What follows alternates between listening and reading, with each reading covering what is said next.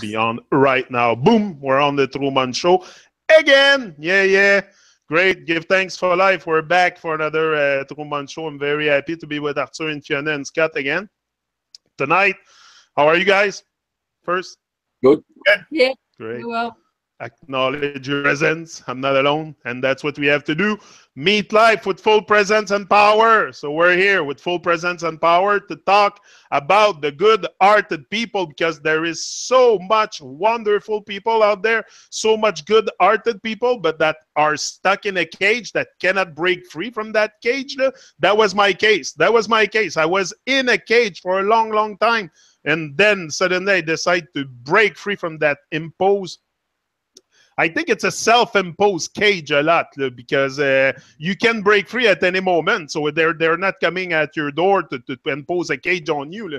You impose it. The self-oppression, the self thing, the self-obsession, oppression, everything is so potent in us that prevents us from breaking free from that cage, that living cage that we're in. So Arthur has an analogy to start to tell us about that. So I'm gonna let him.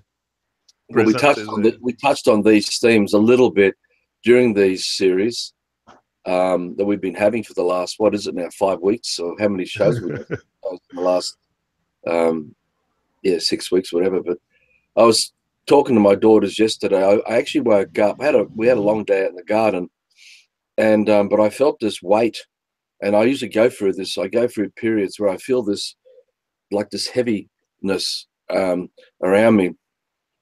And I know it's not mine, it was what was dumped on me as a little kid. And I've always fought to resist this weight of, it's a form of oppression that can lead to repression and depression. In my case, it'll lead me to rage and anger, because that's my way of fighting out. And that's how I used to cope, as that survival mechanism as a kid growing up. But I got this motivation yesterday to go and talk to my 3 youngest daughters, because the oldest one's traveling overseas, and I was talking about how the good-hearted makes prisoners of everybody. And my youngest one, I asked her, are you comprehending this? She's Xanthi, you might have seen a few times when she flicks that into this screenshots when we do these shows, but she said, no, I don't comprehend it. I said, okay. So I thought about this for an instant, and I said, okay. So I came up with this analogy, and I explained it to her another way. I said, and what I'm going to share is sort of how I explained it to her in front of the other 2 girls. I said, now imagine I'm a good man, or there's a good man with a very good heart, but he wants all the animals to be kept in a place where he can have them all the time. And so he built a cage, and he put all the birds and all the other creatures, it was a very big cage, put them all inside it. And all the creatures could see through the cage. They can see outside the cage, but they can't get there. And these creatures had no other choice but to learn to live inside this cage with this good man with a good heart, who thought he was doing the right thing. And then the creatures would have their babies, and then their babies would grow up in this cage too. And they would grow and be able to fly around and run around and see through the cage and see how things are outside the cage, but they don't know what it is to be living outside that cage. And so I sort of explained it to Xanthi that this is the way the system is, the way we live today. We're surrounded by good people with good hearts everywhere you go. And I was thinking about in these garden projects we're doing, getting ourselves into the system of spring and all the preparation work. And I got talking to some neighbors, and I get pretty passionate about things, and started getting into a little bit of this humus, because they were chopping, had machines, big machines there, chopping things down, and it was very noisy and getting rid of things outside their front yard. And I went over and had a look at their soil, and I saw all the humus was there in the soil, which we never had. So we spent 2 years out the front garden building the humus, which was intense work for us on and off, because the garden grew on top of a clay belt. We had grass growing on top of clay, and so it was scattered grass, and when it rained, it was just mess. We never had anything. So this last 2 years, we worked hard to build up the humus.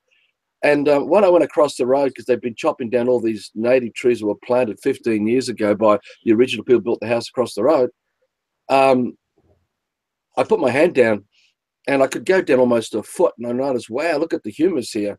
And here they are scraping it all up and get all the organic matter that was being pulled up with it and dumping it on these trucks. And I'm turning around and saying to them, you should keep all this organic matter. I get you're going to recreate your garden here, but don't throw away all this organic matter, and just cover it all up with mulch and put some carbon on top, and just until you're ready to do your planting, whatever you're going to do. And I got the feeling that they just didn't want to know anything about it, and they sort of fobbed me off a bit. That was fair enough, but and I was thinking, these are really good people. They're really good-hearted people, but they love their cage. They love to fuck things.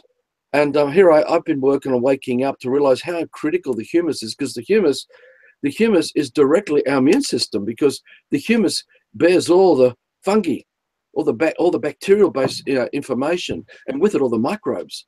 And they exposed the ground. And I learned from the gardening here, and when Aidan was here and Scott was here, and all the things we've been experiencing, and how things can become infertile, how you can make soil become not good soil, even though we think we're doing the right thing, by not learning how nature works and how the forest canopies work. When the forest drops its leaves and drops its branches and all that's breaking down, and that forms that humus, and as long as we don't interfere, the baby powder of humus, because it's like baby powder. When you put your hand in real humus, it's really soft. It's like baby powder. And you can just feel this. And I'm trying to tell them, you guys have got yourself some really damn good humus here. But they left the whole ground open.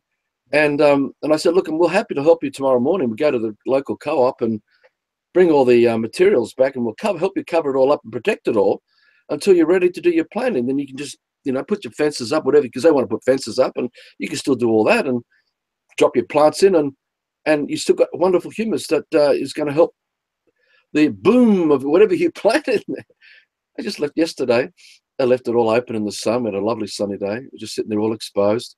They came back late in the afternoon, whacked a bit of hose all over it, and I'm thinking, oh God. And I'm thinking, look, I'm not trying to write them off. That's just where they're at, and they're going to create problems for themselves down the line until they fix, again, the loss of all the microbes and whatever is going on in that microbial world in the soil.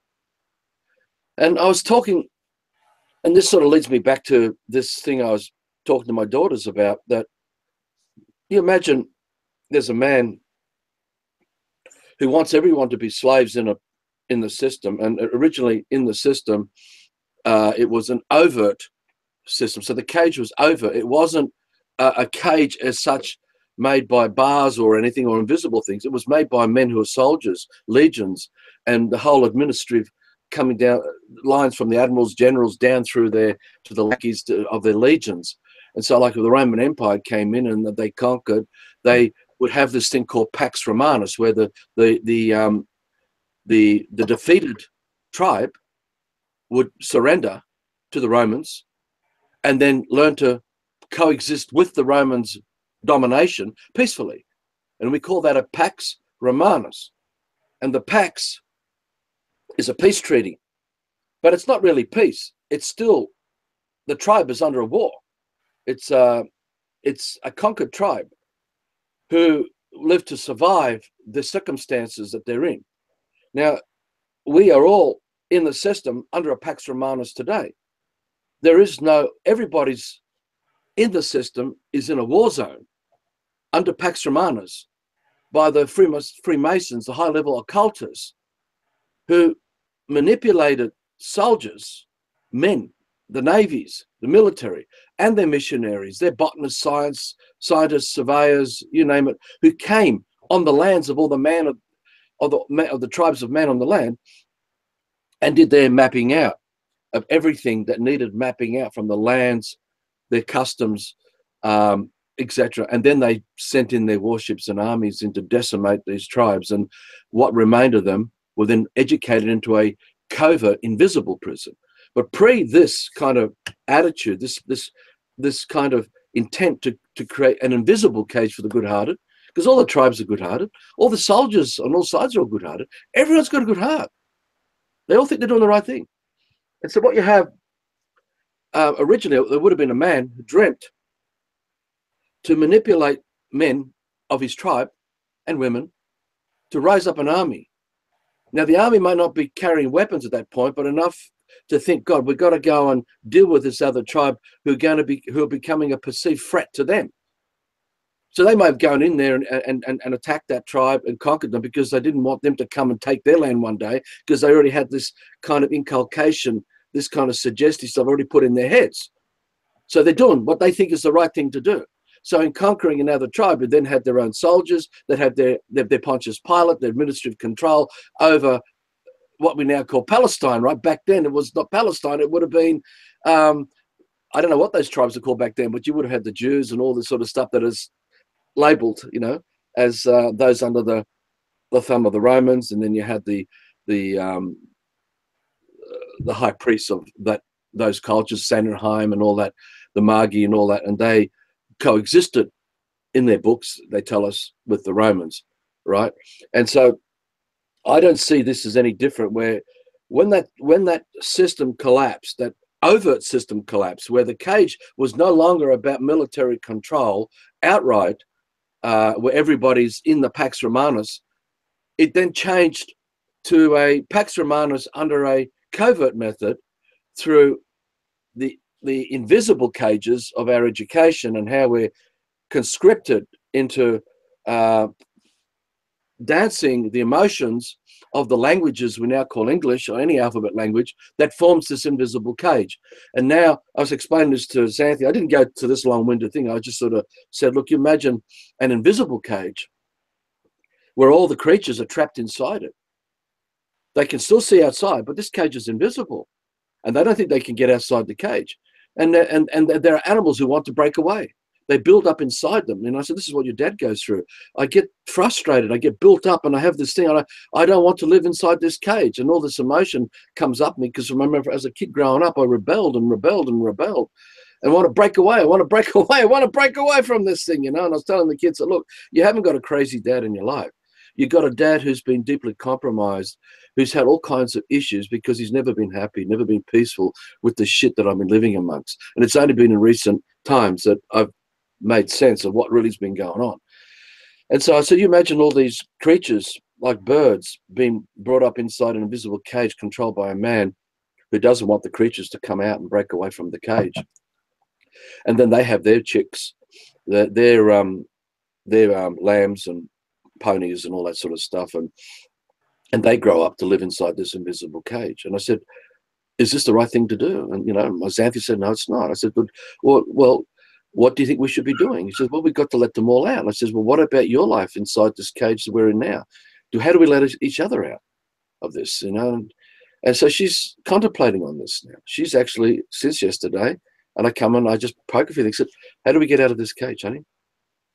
I mean, you go to school, we go and watch some of our elder ones go and play soccer, you know, but that sport's inside the cage. The school's inside the cage, honey. You know, when you go shopping, it's inside the cage. When you go inside to the movies and watch the movies, you're inside the cage. When you go to the swimming pool and laugh with your friends, you're all inside the cage. How do you all get outside this cage? That's why we put our groceries in a cage too. Yeah, everything is in a cage, and it's an invisible cage. But the thing was, I instilled in my daughters that everybody has a good heart. Everyone has a good heart, and yet it's all with a good heart that are keeping up this cage, because they all want the cage. They all want it. And it wouldn't matter now. Right now, when we talk to people, everyone who's listening to this, they are good-hearted slaves. They're all in a cage, and they want the cage. They really want it. That's why they wake up and go to bed inside the cage. We're still in it. This man's still battling to stay outside this cage. I've still got a wife who's in the cage. I've got children inside the cage. This man is still inside the cage, but he's not of the cage anymore. I dropped everything with the Pax Romanus. I'm not under Pax Romanus with the conquerors of the tribes of my original ancestors. You know, I'm outside that now. I really am. So, you know, they're going to have to come out overt now to come after me. I mean, they've already tried to poison me. They've probably, God knows what they've tried to find their methods of stealth to get at people like this man. I'm not the only one. I'm sure there's others out there across Earth who have broken away from this Pax Romanus. But it is this whole invisible cage is full of people with good hearts who dream for freedom, who dream for do no harm, who dream for all the sentiments of our heart. But they themselves, like the neighbors across the road with wrecking that the humus, they love their prison. They love it so much.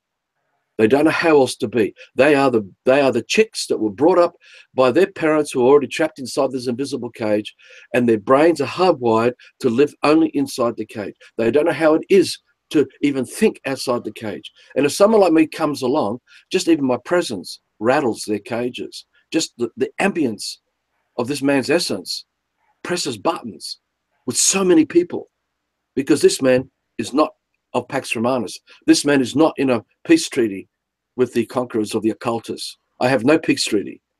It's their war, not mine, and I am not their slave. And it's interesting. I talk to people sometimes about birds, keeping birds in cages, and they will tell you, oh, but when you hand raise a bird, and if you hand raise a bird, they don't have to be in a cage all the time. They can fly around your house and, be out of the cage except at night or whatever. And they say they've never known any different. And I always want to say, so what if you could bring up a child inside a house and never let that child outside the house and say, well, they've never known any different?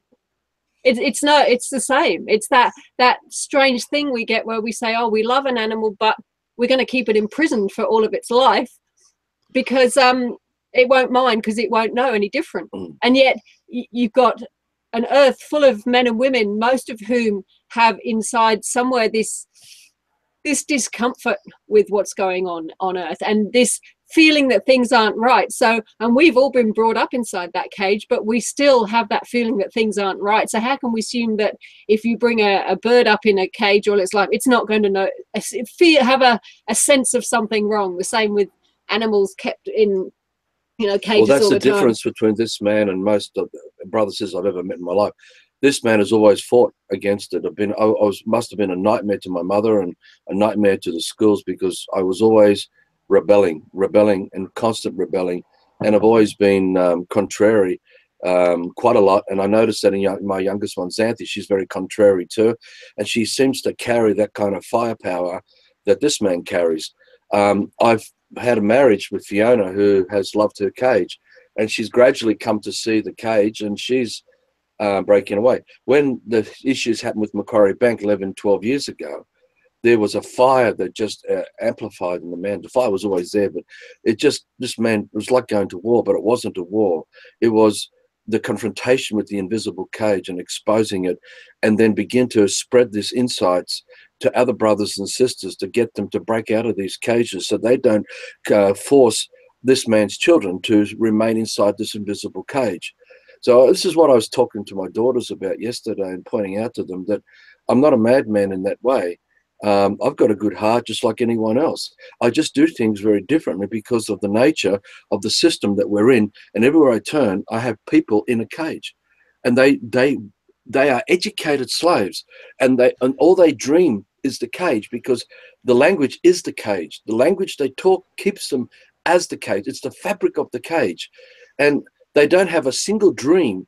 And this is what I've been instilling in my daughters, and I'll again bring it up probably today or the next few days. I'll bring it again, that there's not a single dream that you have that is yours, that you've created, because if you did, you're already outside the cage. You're not under the Pax Romanus. You're out of it, and you're not under their authority. But because the English language is so instilled that the conversations within conversations within conversation, and the depth of the conversations that one has through alphabet languages continue to keep them in the cage of this invisible cage. Now, for a lot of you who may have not watched all the series, when you go back and watch this series of videos we've been putting up, there's so much background already covered, which we're not going to bring up in this show today. But what I'm wanting to instill here is that unless we create dreams that are unique to us, we will be under a Pax Romanus. And it wouldn't matter what you talk about. I don't care who you are, what you are, where you live. You're a fucking slave. And you will want me to be your slave in your system. That's why we all watch these shows. It's only educated slaves who come to watch and listen to this man talk to you. There would be no audience for this man if there was no Pax Romanus. this man would be dead silent, because there'd be no internet, there'd be no electricity, there would be no one sitting around talking about freedom of conscience, because they're already being it and living it, because that's their living dream. They're not inside an invisible cage. But the reality is, in this 11, 12 years of the Love for Life work, I've been dealing with people in a cage. And that's all I've been dealing with. And in doing it, I'm seeing the levels of what happened to this man from a little boy, and how much this little boy fought and fought and fought against him. And this man's still alive. Even with the assassination attempts and everything they've done to this man, the ability to use the sense to step outside and anticipate what they want to do, they still haven't been able to defeat this man, and they never will. Even if this man's body was laid to rest, this man has not died. Now, the point I'm telling you is not to glorify the man, but unless we have the firepower to stand up to this, you will never, ever, ever win this. You will never win this war. It is a war, but it's not our war. But unless you have the ability to fucking stand up and fight against this and break away, you are already defeated, no matter your sentiments of your heart. Your good heart will keep you in the prison, and you will never, ever break away, ever. There's something much more going on here. I have a question for you. My children are warriors. I'm training them. You do not fight with guns and weapons. You fight with your mouth. You fight with the spirit of your heart, and you confront and you smash the invisible prisons, even if they run away from you. Let them run and scatter before you. Do not acquiesce and let them treat you like a doormat and let them walk over you. You not let anyone walk over you. You do whatever you do to stand your ground, and you make sure that you are not under the Pax Romanus. And the more you inspire your brothers and sisters to break away from this Pax Romanus, the faster we accelerate the true awakening away from this mess. Right? So this is the truth of it. This is, apology, but this is at the essence. We can sit here and talk and be good guys, all listen to each other having a chat here on the internet. But when this show's over, there's a high chance that your training will just continue leading into Pax Romanus. Yeah, and I get a question for you, Arthur. If that cage that mostly self-imposed or in society has a lot to do in there, but it says the society, we can blame people, but it says the society. What about the language? For sure, the English language has a lot to do in our programming. What about ancient language like Hebrew and all that stuff, like the old language? Okay. What's your opinion on that? What could I learn? What could I learn more learning these languages other than the English language? You're just going to learn another way to build a cage, because that was just another version of the cage. All alphabet tongues is this invisible cage. These are the early stages of the foundations. From Hebrew. Hebrew was the first alphabet language that came out of mathematics, which was used with the pictorial pictures of Egypt's, because Egypt is the system. Egypt, as far as this man is concerned, Egypt never existed. There was no land called Egypt. The land that we now call Egypt was ancient Greece. Ancient Greece is Egypt. The whole of ancient Greece is Egypt. Egypt means the system. And the Western world was born out of Egypt, right? Ancient Greece, all the philosophies, all the arts, the crafts, you name it, including all the philosophy, you name it. It's all ancient Greece. And the leaders of ancient Greece are the Mountbatten families today, the House of Windsor, the Merovingian bloodlines. They are all the house of the Israelites, the Israelites. These are the sects, the orders of the cults of Egypt. Right? They do not live as a race. They're not a race or cultural creed. Same as the Jews. The Jews are not a race, culture, or creed. It's an ideology, a construct that people took on and called themselves Jew. Right? But the original Jews were the original Greeks. But the Jews of today, the Ashkenazi Jews and all them, they are brainwashed. They're just different tribes, inculcated into the Talmud and into the Torah and into the Hebrew, right? But the black magic behind this were crafted by the high priests of Freemasonry, are the same high priests who founded French, Latin, Latin that became French, and the tongues that evolved into Italian and Spanish and all that. All alphabet language, including all the alphabet tongues that of older Russia and Scandinavian countries and all through the Slavic countries are satanic. They are the invisible cages.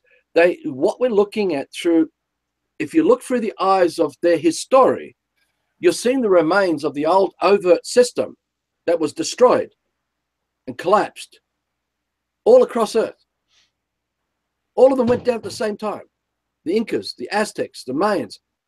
These are all ideologies, but they are all of Egypt. They all have the system. You see, ancient China had it. Ancient Greece had it. The ancient Persia.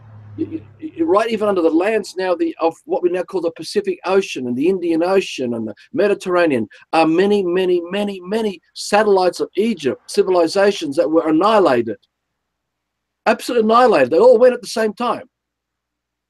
And it's very easy to prove it. They all had royal families divinely appointed by God, the rule of law of God, and the whole high priesthoods of God. They had mathematics and geometry. They all had astrology and astronomy and the arts, and they all had, read and write alphabet languages, all of them. What an interesting coincidence! Now, nowhere in nature teaches this. You can't go to nature, be brought up by nature, to learn about read and write alphabet languages, or learn about the symbolisms behind what formed hieroglyphics. That became Hebrew. That was evolved into the first Hebrew. The Hebrew was the first alphabet language. Don't listen to the Freemasons who made up all the recorded history. Yeah, because I point this out to you that you've got to get the bigger picture here before you can comprehend how this invisible cage works. Is that up to 1780 AD, in their recorded ages of their history, 99.99% of the total population of man all across it could not read and write anything. It never did. That's 1780 AD in their recorded history. Even 1930 AD, still more than 90% of all the men could not read and write anything to be able to record history. All history was recorded by a tiny few, right? Roughly 20 per 1 million of the population. We're talking about the only ones that can read and write to record history were the aristocrats, the landlords, the land barons, the high priesthoods, right? The kings and queens, the generals, all that kind of stuff. They were the only ones who can read and write. And it took 20 years to master the craft. So when you're talking about Hebrew, you're talking about someone who was initiated in Freemasonry for 20 years minimum. And you had to learn mathematics before you could even learn to apply Hebrew and run it. So if at that time they were preserving the language that much, the aristocrat families in France and UK and all that, they were preserving that, so they were not letting the people learn the language. So why suddenly they decided to let us learn their language, and we started to write books now, everything. So what are we supposed to? We went from overt to covert. With? Like, I'm a bit lost here. Hebrew was an overt. Sorry, either Hebrew and Egypt, the ancient civilization, was an overt system. Yeah, a complete overt system. Conquered tribes of man across all of Earth. And the alchemy, which is science today, and all that comes out of this abomination, right? Now, there's a Hebrew couple, sorry, not Hebrew, there's a Hungarian couple who uncovered the evidence, and it's incontrovertible, that out of this last 2,000 years of recorded history, 1,000 years was made up. 1,000 years was made up out of the last 2,000 years. And you've got to remember that, for example, when you're looking today with the inculcation of English or any alphabet language, when you're looking through a telescope or a microscope, which we've talked about, and we're looking at a life form of nature, every single thought in our head is not coming from what we're observing. It's not coming from the life form. It's coming from the inculcation of the brainwashing that we practice, those layers upon layers upon layers of indoctrination, for our head to be spinning with alphabet thoughts that formed the life of a geologist or a biologist or an astronomer, right? Not a single thought is coming from reality. None of alphabets, that is, right? So when your head is spinning today in conversations, you're in a covert, invisible cage where the matrix is formed by how we dream thoughts that were provided to us that we now call English and French. But going back to Hebrew, the system of Egypt was a commercial system, right? Egypt was in commerce, and the ancient Greeks have always been in commerce. So commerce, which we play with the words, is just animating the commercial that they advertise as the authorities of their power and control over all the tribes they conquered. And they have a Pax Romanus in place where all the tribes are now trading with each other. They're all trading. Hence Marco Polo going across from Italy to China, while the Cabots traveled across to discover what they now call the new lands, which is a load of rubbish, and Columbus and all this stuff. You're going to find there's a whole misnomer here, because the whole idea of Rome, Greece, was emperor, Caesar, Pharaoh, and everyone in their world underneath them are trading in the commerce of their overt power. And so that's what you're looking at. So when you're looking at things like the history books that explain to us everything at school, it was the Freemasons who designed the explanations, the definitions, so that when you're looking at the Colosseum and the remains of the Parthenon and that, you have a whole his story coming with it. No different to looking through the telescope or the microscope. Your head is spinning and spinning and spinning and spinning, and there's not a single thought you have that you created. It was put in your head. So that's what Hebrew is. It's exactly what Hebrew is. You got to think that they in the overt system, they didn't need to let us learn their languages, because there was no secret to what was going on. You know, it was, you dummy, stand over there. If you don't, you get lashed. You dummy, go build whatever. If you don't, you get lashed. There was no problem. But to change it to a covert system, they had to trick us into thinking that we're not under this power and control. So that's why they've let us learn the languages. That's why we have rights. We're allowed to stand up and say, hey, no, I don't agree. That's why we have democracy, because we think we're allowed to have a say in what goes on. And this is why they've had to let us learn the language. It didn't matter in the old days, because there was no secret that they were just dumb idiot slaves who had to do what they were told. It's now we're still dumb idiot slaves who have to do what we're told, but they tell us and let us believe that we're not. And hence, we can learn the language and think that we can achieve anything, and that's why our children are always told, you're so special, you can get out there, you can be whatever you like. And they fail to tell them, actually, somebody's got to do the garbage, somebody's got to clean up the sewers, somebody's got to be the slaves to maintain all this system, and only a very, very few get the good life in the system of wealth and comfort, etc., etc. Yeah, you see, it's overt Pax Romanus. It's not covert Pax Romanus. It's overt. And so all the trading amongst all the satellites of Egypt, because Egypt is the system, and the customs that were adapted to the system of those tribes that were conquered will vary from one to the next. Everything's different. But they all had, royal families divinely appointed by God. But they were answerable to all the higher priests of Freemasonry, who were the true power.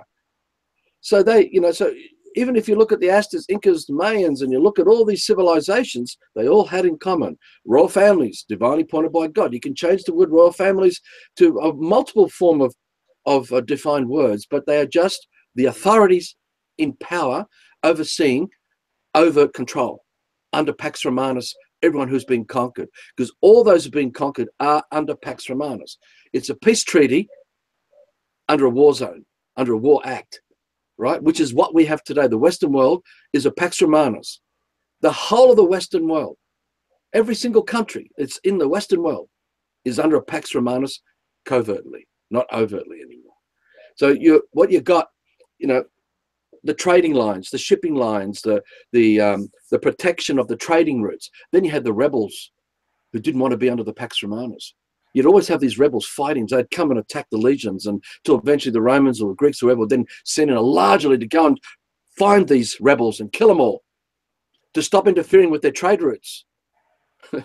So this is where Afghanistan comes in, and this is where all the old days of Turkey and all this, the trade routes that now become through the Caspian Sea and the Black Sea and leading to the Mediterranean, and all the trade routes that went through the Germanic countries, you know, and all the wars that the Romans had with the German tribes who fought against this because they didn't want to be under Pax Romanus, and they didn't want to have any kings or queens. Mind you, the fighting of the tribes would have led to their own leaders amongst them, because every tribe knew that they had to survive. They had to rally and become organized and disciplined, and they needed to have leaders, and they had to follow one direction to deal with any possible invasion. So we see the elements of all this war zone, Pax Romanus, all across it, because every tribe was being threatened by this invasion. They started originally by a tribe who decided, well, really, you know, it would have been started by a man who probably coveted another man's woman. And then from that, it would have led to, okay, I've got to start conquering another tribe, because that other tribe's going to be a threat to me, or a threat to what my greedy, selfish, egregore, you know, lustful needs are. And so there's this covetousness, and there's this all kind of self-obsession, which we've gone into already so much in the previous things. But this invisible cage is full of the good-hearted. Every bird inside that cage has a good heart, flying, but can't get outside the cage. Every animal, every tree, and every seed it produces is raised up inside this invisible cage. Every bird and every chick is raised up inside the invisible cage. And I said to my daughter, this is the school you go to. When you go to school, you are that bird inside that invisible cage. You've been given rules under Pax Romanus. You're told how you should dream, how you should think, how you should act, what you should do, so you do not interfere with the trade routes of brother to sister who have to perform the labor. Instead of being whipped and whipped to move sandstone blocks to build pyramids, they're now whipped through the laws where you must work to pay your taxes, to pay your bills, to pay your obligations to your superiors who are overseeing the Pax Romanus of the peace treaties that you're in today. So the trade routes is you, when you hop in the car and you drive to work, and you're that white collar and you have to work to make the money. There are laws to protect that, because you are a slave working for your king and queen, for your emperor, for your pharaoh, for your high priest, for your pope, for the highest levels. That's what's really going on. So everything you do right now, even with the internet, mum has to pay the bills for this internet. Mum has to pay for the electricity. Mum has to pay for this rent of this house. She is a commercial, she's a commodity. Her labor is all that matters. The money, the commerce doesn't exist. It's just a value system placed on her labor. And the different various qualities of materials determines the value. So you'll have a good quality grade of apples and you have poor quality grades of apples. I explain this to my daughter and I show all the different variables and how we create measurements, because the compass and square of Freemasonry is this. It's a commercial value, but the commercial value are definitions. They're made up as an imaginary thing. So all that's really happening when you break down and collapse this invisible prison, this covert control, it's you waking up, having to perform the language of that educated slave that produces results, that feeds the locals in power, who are the Freemasons, in the area where you live. And they are connected into the networks of the larger internationalized world of their New World Order, their one world system, one world government, one world control, one bloodline family. That's how it works. So every area in Canada, every area in America, every area in Australia is being broken down, localized, and you have a head of these Freemasons operating there. And they're amongst you. You might even call them the mayor of the local council. You might even call them the head of the police department. It doesn't matter. There's always one of them. And then there's a network to maintain order of this Pax Romanus, so that all the trade routes of all the slaves can freely perform their responsibilities as bloody slaves going to work. So you have traffic lights, roundabouts, you have to have speed limits, all that, because these are trade routes of the slaves performing. So when you amplify it out to every aspect of the system, that's all it is. That's all it is. And the invisible cage was designed to trick everyone, to have a good heart, to keep the good heart, but believe that everything they're doing is the right thing, and not to have the willpower or the foresight to step outside this invisible cage and see for what it is and say, no, I'm smashing through and getting out of here. I said, this is the kind of dad you got. Do you want me to bring you up and you be brainwashed slaves? Or do you want to wake up and see the truth and be that good-hearted man who's not answerable to anyone's Pax Romanus? Right? And that's why I said, look around you. And or maybe I'll drop a 5-minute video into this video when we put it up of the garden. Do you know why your father's done this? Is to show you that your father is providing abundance of food. So I don't go to work under Pax Romanus. I work to produce the labor to give you the fruits that you can eat from the sweat of this man.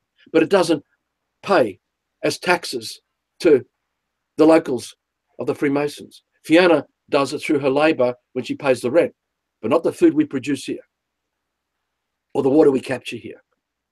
And if they want to come and do that and steal all that, it's very out in the open, and this is where the curse comes into it. And then it depends on what mood we're in. Because I have no problem. I'm saying it straight out. If a man or men came here to kill us, I'd have no problem killing them. I have no problems killing them. Because it's no longer about right and wrong anymore. It's simply you have every right to stand your ground and be a man of peace. And a man of peace will fight for that peace. Because if you're under a Pax Romanus, that is not a peace. There's no peace in a Pax Romanus. Yeah. You're a broken how down do you soul, suggest? broken will. How do you suggest we break free from that cage, Arthur, by willful or tragedy, or whatever way do you think you can move out from that cage? Well, can we ever break that cage open? The greatest gift we all have is the fact that we can create a living soul, and that if you're prepared to surrender your body to your conquerors, and they kill you and murder you, you don't die. And let them. If you hold the bigger dream, and this is, I cannot bring you to this. Each of you will come to this if you truly dream it, and you cannot be copied because I say it, because that's not true either and not real. But when you create a living dream, and it's a living dream, and it's a real living dream, you don't die. You're beyond this. You don't even think about life and death anymore. You don't have a contrast between the two anymore. That's all gone. The presence of your life is present everywhere. And it's in the tree. It's in the birds. It's in the soil. It's in the whole of creation. There's not a single water drop anywhere in existence where we're not. When you can do this, you're indestructible. Now that's the greatest gift we've got. So basically you absorb them and let them experience everything, and let it roll off into their annihilation. And then we come as those children again and live those lives without the Pax Romanus anymore. You write it out that way. But that means you don't think about I own land, I own money, I own me, I name. You don't have any self-obsession. You are just the living dream of that, and you're inspired to be the sun that shines, and it's not defined, it's undefined. And you live that. Now that's the greatest gift, and that's the one I inspire everyone to. However, I don't begrudge another man to kill another man who comes to take their life. You can do that too, if you want to. You have every right to kill him. You have every right to rise up an army and go to the police station and conquer it and smash the building down and burn the fuckers. Burn their fucking courthouses. Burn their government buildings down. Destroy it all and recycle it all back into nature and free the people from this Pax Romanus. You have the right to do this. That does not mean you're an enemy of war. The lie is theirs, not yours. Their covert system is theirs, not yours. You're just standing up for being a real man. You have this right too. But it's not a right where you're answerable to God. There's nothing to be answerable to. It's your conscience. Do you want to be a broken slave with a broken will and live like a broken down under this Pax Romanus? Because that's your choice. Or you're not. Now, I'm not talking about raising up armies and going to war, because that means you're just repeating the same mistake. What I'm saying is you peacefully work together with your brothers and sisters who can hold the bigger dream, and you create the living garden where there's no commerce, no trade routes of commerce going on. So there's no commercial animating. the advertisement of Pax Romanus. But to do that, you've got to become free of self-obsession. You must not have any ego. You must not have any I or me or mine at all. It means you don't own anything. You own nothing. But you use everything, gifted, freely, like the sun that shines. So you've got to pick your friends wisely. You've got to build the foundations from small, amongst those small group who can keep it strong, keep it together, who have no back door. No back door. Because then it's indestructible. And if you want these localized Freemasons and their lackeys to come after you, it's their problem, not yours. And it's very simple to deal with these people. Because you can ask them, are we your slaves? Straight out, yes or no. Are we your slaves? Because if we're not, then what are you doing here? Have we harmed you? Have we harmed your children? Are we injuring anyone? Are we committing crimes? Do you not want us to take full responsibility for our lives and create abundance and share it with your children? Create abundance where there's no pedophilia, there's no breaking and entering, where there's no crimes, because we make sure none of that is amongst us anywhere. Is this what you want? You want to destroy us? Murder us for what? You have to be able to have the guts to talk them into their face and scream at them if you have to. Because they have a conscience. They've got a good heart, these people. They're just brainwashed. They think they're doing the right thing. But when you know who you are, they break down. This man's broken many of them down. Police, political people have broken them down. They run, not run from you, the man's heart. They run because they protect the lie, because they're too scared, because they're under the oath that they don't carry out the orders. It's their family. It's their children. Every single Freemason is under this. There's not a single Freemason, including Prince William, who probably will be their Antichrist. He's under this as well. He turned against this, they'll kill him. There's not a single brother and sister in that world who's not under their own Pax Romanus. It's a rolling stone out of control. They are all brainwashed themselves. We are the ones who've got to fix this. Not them. They're not going to fix it. We have to fix it. So this invisible cage is what I talk to my daughters about. We're not violent. Just because we have the effects of this horror that we grew up in doesn't mean that we're bad or we're evil. Just because we look a certain way, dress and talk in certain ways, because of all the effects of that struggle. And it shows on our bodies, and that doesn't mean that we're fucked in the head, that we've lost the plot. We haven't. But don't sit around talking, thinking you're going to think when you get up the next morning to run your restaurant, or you go to run your cafe, or go and work and do your milk run, or you go to your job because you got to go and clean the streets.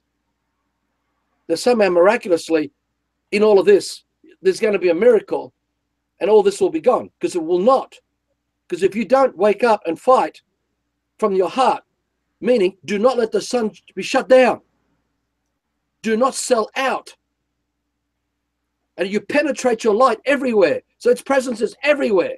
And if they run, the neighbors run, it's their problem, not your problem.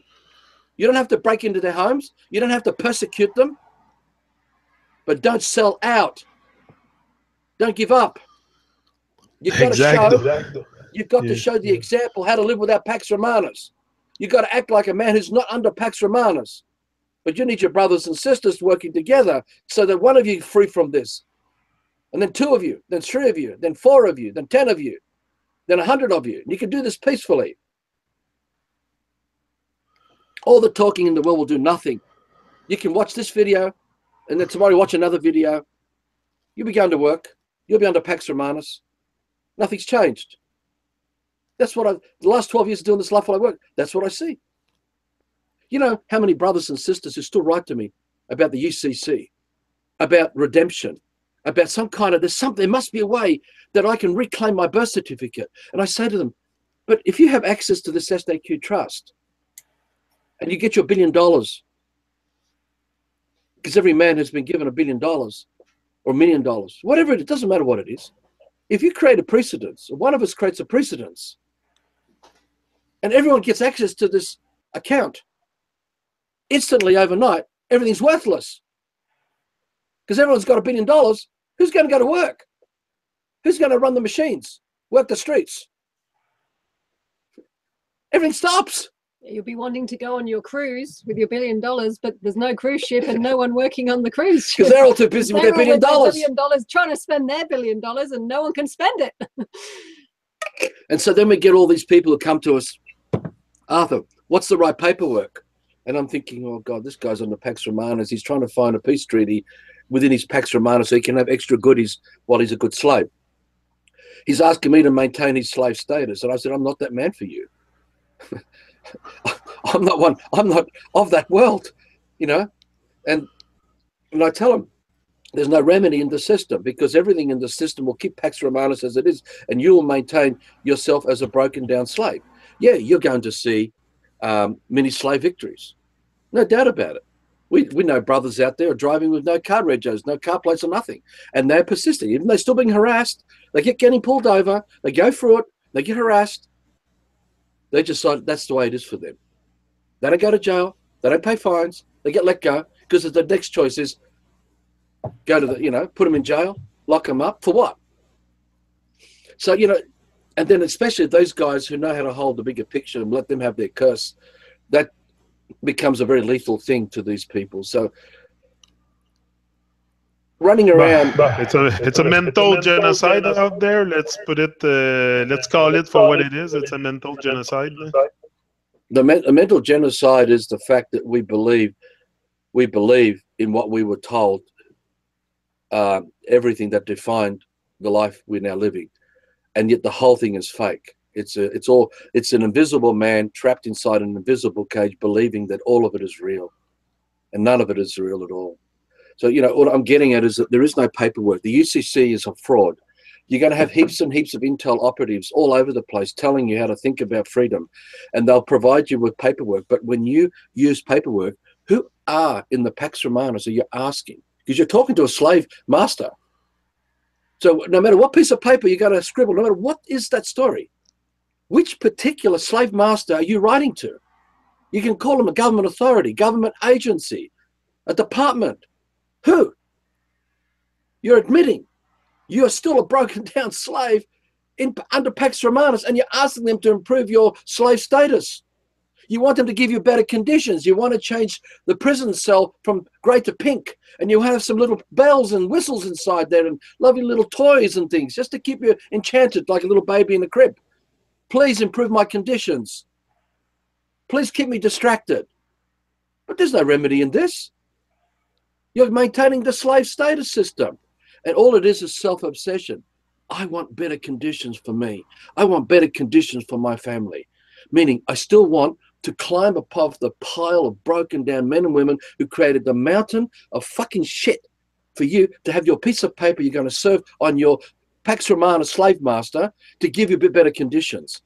Forgetting all those brothers and sisters below it who have to do what they've got to do so you can have your fucking piece of paper and ask them to improve your slave conditions. And I tell them, you're a fucking idiot. You're so fucking stupid. Wake up. Wake up. You know what I think is one of the worst disease that's affecting us right now? It's indifference. We're so indifferent to our own greatness, first of all, our own light, our own everything. We're so indifferent to others. I think indifference is one of the major diseases afflicting humanity right now. It's apathy and denial that goes with it. It's the attachment to the fake persona where the English or French or Italian or Greek alphabet languages are going on inside the head, right, of that invisible cage, of that invisible man with dreams that that man doesn't even have, that was created by the man. They're just fake implanted dreams about freedom, consciousness, life, goodness. It's all predetermined. What do you have to say, Scott? Not a whole lot, to be honest, man. I agree completely with a lot of what you're saying. There's a lot I haven't experienced that you've experienced, but yeah, I mean, it's hard to doubt anything that's being said. I mean, you can see the system all around you doing exactly what you're saying is doing. one thing I wanted to mention earlier about, you know, everyone living in the cage, the imaginary cage. Fiona mentioned how I can't remember what she mentioned, but it just made me think of, even with, you know, mothers, how most mothers are very protective of their children because they sense that something is wrong, so they don't want to give them too long of a leash because they're scared they might get hurt. The system might take its toll on their children, and they're very fearful of it, because not only because they're fearful of it, because they have a certain attachment to this child too, of what the child is for them. And it's just, I'm bringing this back because it was interesting, because it's a cage within a cage within a cage. It's like, it's not just this one invisible barrier. There's thousands, hundreds of thousands of these invisible barriers, and it's like we think we're out of the cage at one point, but really we're just peeling the onion. And it's like to think of. I actually had a little bit of a, if you want to call it an epiphany, but like, you know, that not being scared of death, not seeing the contrast between life and death, what you were trying to talk about there. It was really interesting because, like, really that is the only way to get out of the cage. It's not like a physical act of, yay, I'm free from the cage. It's more of where you're at in the mind, if you want to call it. It's just not being caught up in it all. I mean, like you talk about, you know, being in the system but not being of the system. It kind of reminds me of that, where it's like, yeah, you're no longer, you're living with people who are in the cage, but you're not caught up in that cage yourself. It might seem like you still operate within the cage with everyone else, but as long as you're not there in your head and you have that living dream and you're pushing that forward and you live for that dream, you don't live for all of these layers of the onion of the cage, then really you're free. There's no other, it's like it happens right now in this moment, every moment after there. It's not some journey to get to this door that all of a sudden, hooray, I'm out of the cage now. Oh, that was so much hard work, but it was worth it. Look where I am now. And even if there was something like that, it's like, if there was something like that, are you bringing all your brothers and sisters with you? Are they all out of the cage too? Because if they're not, then you're not out of the cage, because everyone else is still slaving for you and doing, like, talking with the UCC and all that stuff. It's all worth this if you're the only one. And it's just, and they bring with them again the onion, the layers and layers. It's completely bullshit, really. Even the layers. No end to the layer of the onion, Scott. There is no end to the layer of the onions, because when you're inside the inculcation, the alphabet thoughts keep coming, layer after layer, and you're still trapped in that invisible prison. Yeah, the onion prison. The only way to step outside of that onion is to completely step outside of the whole damn thing, right? Where you're thinking with sense, you're dreaming with your senses and not with the nonsense. Because while you're in the nonsense, you will always be, under Pax Romana's, trapped in the matrix or the rabbit warren designed by the occultists who, look, you know, ABC is a library. You imagine going inside a library and you have to read every single book in that library. And this is a huge library, like the Library of Alexandria, for example. You start as a little kid, and by the time you're an old man with a mega long beard, you still haven't come out of the onion ring, because your head is spinning. Just like the scientists who look through the telescope and microscope, there is not a single thought that was coming from reality. It's all made up by definitions of other men who defined it for you. And the layers and layers and layers and layers go on, because every day you went to school, every day you practice reading and writing, every day the definitions of mum and dad. It all started in the womb, because the multi-laying of what it is to be a good mother, what it is to be a good father, what it is to have a good heart, all that stuff, and what it is to eat good. So, you know, eating good is going to McDonald's, because McDonald's is happy. It's got a lot of smiling people there. You know, Coca-Cola sees a lot of young kids, and they're jumping up and down with their sandmobiles up there on the beach, and the waves are breaking, and they're about to get their surfboards. They're fucking good people. Coca-Cola is happy, right? And you know, another. They're making lots of money. But then comes vaccinations. There's a lot of good people out there who are very happy with vaccination. They've got good hearts. They all love it. And another thing I want to mention also is our children. You know, it would be very important. It's okay we break free from the cage or we recognize the cage, but it would be important to teach them what's possible rather than teach them our fears, because we're teaching them our fears. I've done that all my life. Teach my fears to my children, so they're even stuck in the cage themselves without even sensing it or knowing it. You put the cage upon them with Cage Well, can come with different ways. You put cage with the food also, with the bad food, with the toxic shit. Well, even teach them what's possible. That's putting them in a cage, because that's current to you. What's possible. That's telling them this is your option. This is what's possible. Even if it's something good and great that you think, it's a type of cage. Impossible. Yeah, but type of cage. I get what you're saying, but it's just like you have to be careful with teaching them what is possible. You're still directing them, and but just you have to be careful with what's insightful and what's actually teaching and instructing. Well, it's difficult, Scott, because every road in Rome, which is every alphabet thought in our head, leads to the commercial system where the slave performs its duties. So it wouldn't matter what we say to our kids, what we talk about, they will wake up and go to bed as those educated slaves in the covert system. Well, mind you, this will become overt very soon, because when the New World Order pushes further ahead to this quota system, it becomes overt again. It will revert from covert to overt, because it has to be brought out into the open. It cannot be done covertly. So you're going to have an overt system where everyone will see who the Federation is, because it's like Star Trek Federation, and everyone in Star Trek is in a cashless world under the advanced technologies with alien races and all this stuff. But there's this Federation operating in the background. And their Federation is the one in power overseeing everything. And that is overt. It's overt. So you're looking, when I mentioned the other videos, you're going to be looking at an overt system of bloodline Freemasons who all come together. They're all the children of these fucking... But it'll be all for the right reasons. Yeah. That's the difference. Because they've got good hearts. It won't be this slave / it'll be, hey, we've all got to be seen to be doing the right thing. We've all got to make a difference. We've all got to do our bit. But just watch if you don't. It'll be... Basically, it's a quota system, and it'll be see, the New World Order, the real New World Order, is the remedy to the current chaos. So the Freemasons work as both the good guys and the bad guys.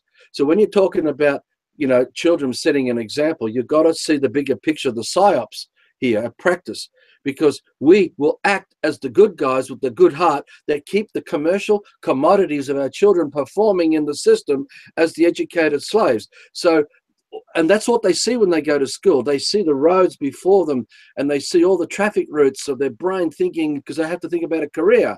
They got to go to university or think about what kind of life, or where they're going to be a mother, because even a mother gives birth to the birth certificate of the commercial commodity of a child, who then receives the signature and gets the government handouts, which the mother creates from the signature. The government doesn't create it because there's no money. It's just the fictitious value that's placed on her labor to produce children for Caesar. So the commercial commodity is that vessel that sails on the seas of finance, which is the system, right? So we will go from that now to a quota system where everyone is answerable to an oligarchy, but it'll be a good guy oligarchy that was born off the back of all the bad guys, because all the bad guys engineered all the chaos to bring all of man to their knees. To bring all of man to their knees and bring the whole of earth with everything to their knees, to force man to say, please, something must be done. And then the Freemasons will come out, well, look, here's a remedy. And Prince William will be brought forward, more than likely. And then they'll bring in this new system, earthwide, and literally, bang, overnight, because the Freemasons got the finger on the pulse of every system. Media, government, military, you name it, black ops. It doesn't matter. It all stops. And suddenly we slip into a whole new system, right? So this was all engineered. This is part of the grand plan of this one bloodline family from right back. It was planned. So you got to think about an even bigger picture, which is what I keep drumming into my kids bit by bit as they can grasp it.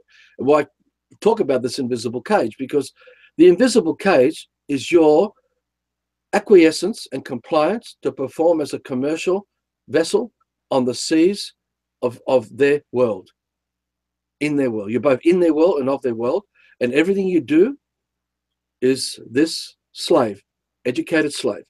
So if you don't want that, you've got to now start looking at your mum and dad. What are we doing? Well, one of these, we're creating a garden. We wake up and go to bed creating abundance.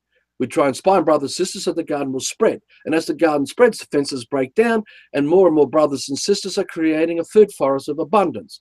The more the food forest of abundance shines, there is no commercial vessels amongst it, because no one's waking up and going to bed for Caesar under quota. Because in the New World Order, you have to perform responsibilities. Now, it is no different to the serfs and commoners of what we now call the Middle Ages and the Dark Ages, where they had landlords, land barons, right, kings and queens, churches, priests, ministers, who were landholders. And the serfs asked the renters, because that's what a serf is, a renter, asking for permission to have a piece of land to grow food, raise your children, take care of animals, do animal husbandry or agriculture, right? But whatever the arrangement is, whether the landlord says, okay, I want you to come and clean my castle 1 or 2 days a week. I want you to be a maintenance worker, or I want you to be in my army so we can procure more land and fight for whatever it is you want to fight for to protect the estate, the E-state. Or you have to give me, through tithing, 50% or 40% or 70% of all your crops. I want your first daughter, your first son to come to work for me in my castle. Whatever the arrangements may be, is exactly the quota system you're going to have today, but it'll be under the guise, all good and nice, where you have to wake up and perform duties for your community and be seen to be doing it, or you're answerable to the oligarchy in power, no different to what you got today, at the point of you being a rebel and being ostracized from it all and having no access to land and have no rights whatsoever and be left out of it all. So you'll see the transition where the credit cards, the cashless system, you'll have to walk with a chip or some kind of technology. It could even be iris scan. Very likely it could be iris or even finger scan. It could be arranged them. And if you do not have the equity, the 1 and 0 records of your ledger on your account, the credits of your labor. Yeah, the credits of your labor. If you do not have it, the doors of the supermarket will not open for you. The petrol station will not let you take the barrels and put petrol in your car.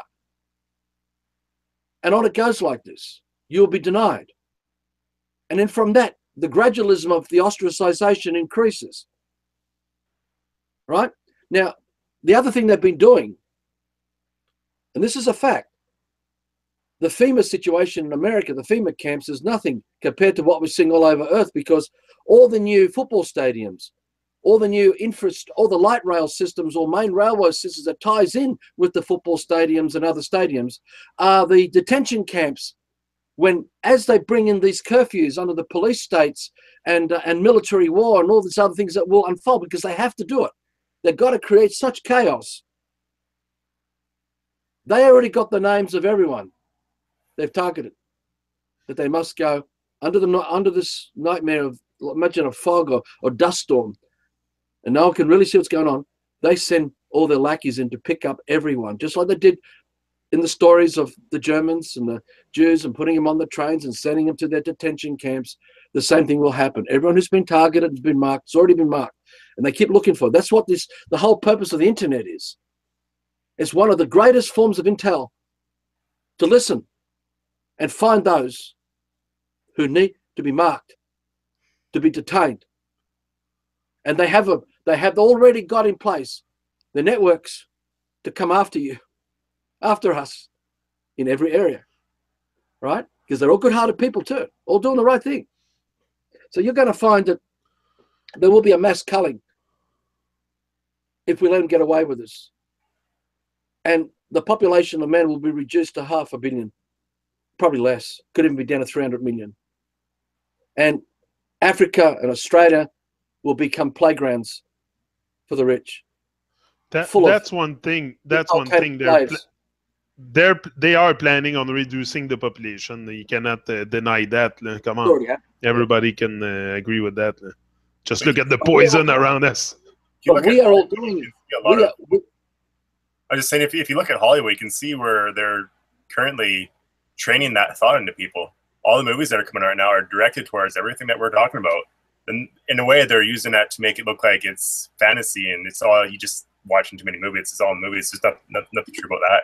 But I mean, if you're keen to what's actually going on, you're aware of what's actually going on, they're fully laying it out and how they want it to happen.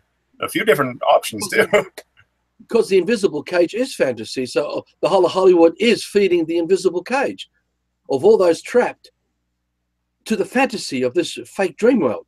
So it's actually blatant manufacturing of inculcated slaves. So you've got a whole array or a whole plethora of scenarios. We have this 1 million Chinese army. And you've got to, look, I don't want to get too much into all this stuff, but you know, Britain, the Israelites of Britain, the High Freemasons, spent 300 years through the East India Company fighting what we now call China. And it took the Opium Wars to finish off the tribes all through those regions. And Britain conquered what we now call China. Britain's been in control of China all this time.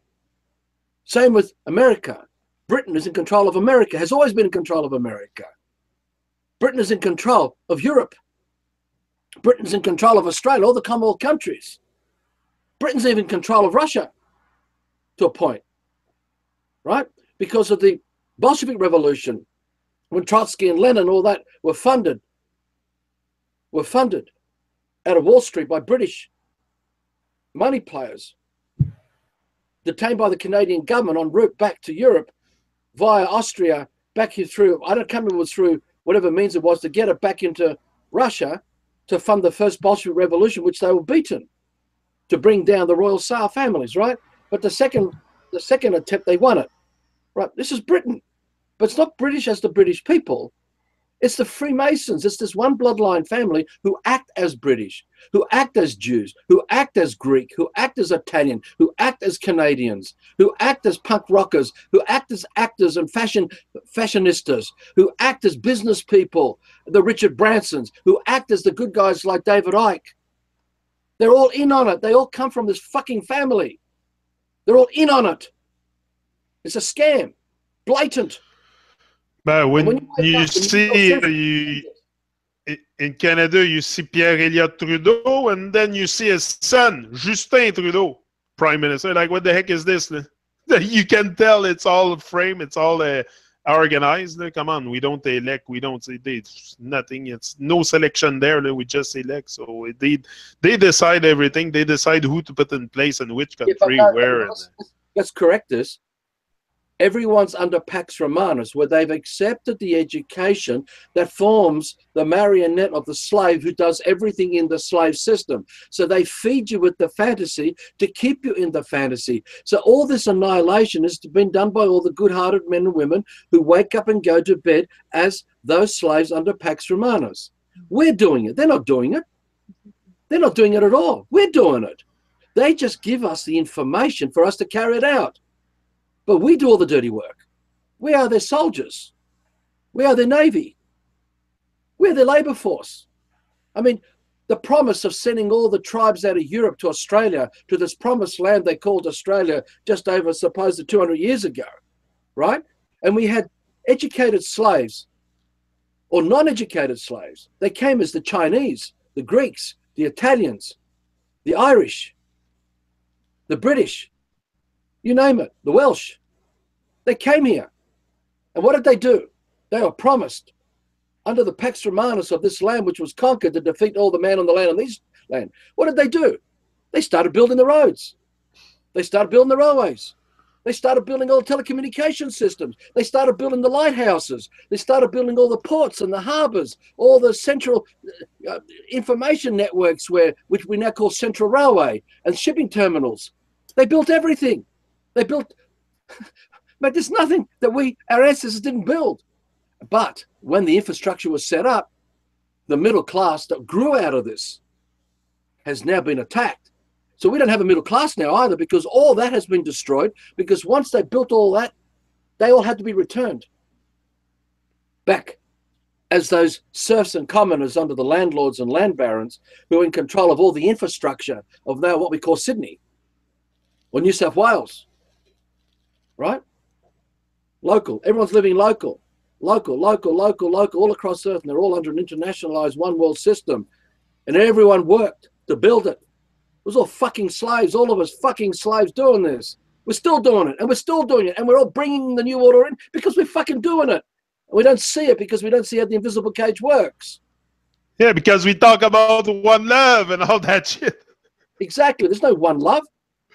And we're still doing it as we get more and more into, hey, we've got to all grow our own vegetables and eco-friendly and environmentally friendly, and what we don't realize is this is exactly what the new world order is. It's going to be all this one love, environmental, one world religion, etc. And so we're bringing it in for them already before we even know what it is. We're bringing it in for them. These Freemasons, these high-level occultists, they already had everything recorded. The grand plan was mapped out before they even arrived on every single land, before every tribe who saw them as UFOs and aliens and all that shit. Because that's how they came. They were all gobbledygook, Martian talk nutcases, right?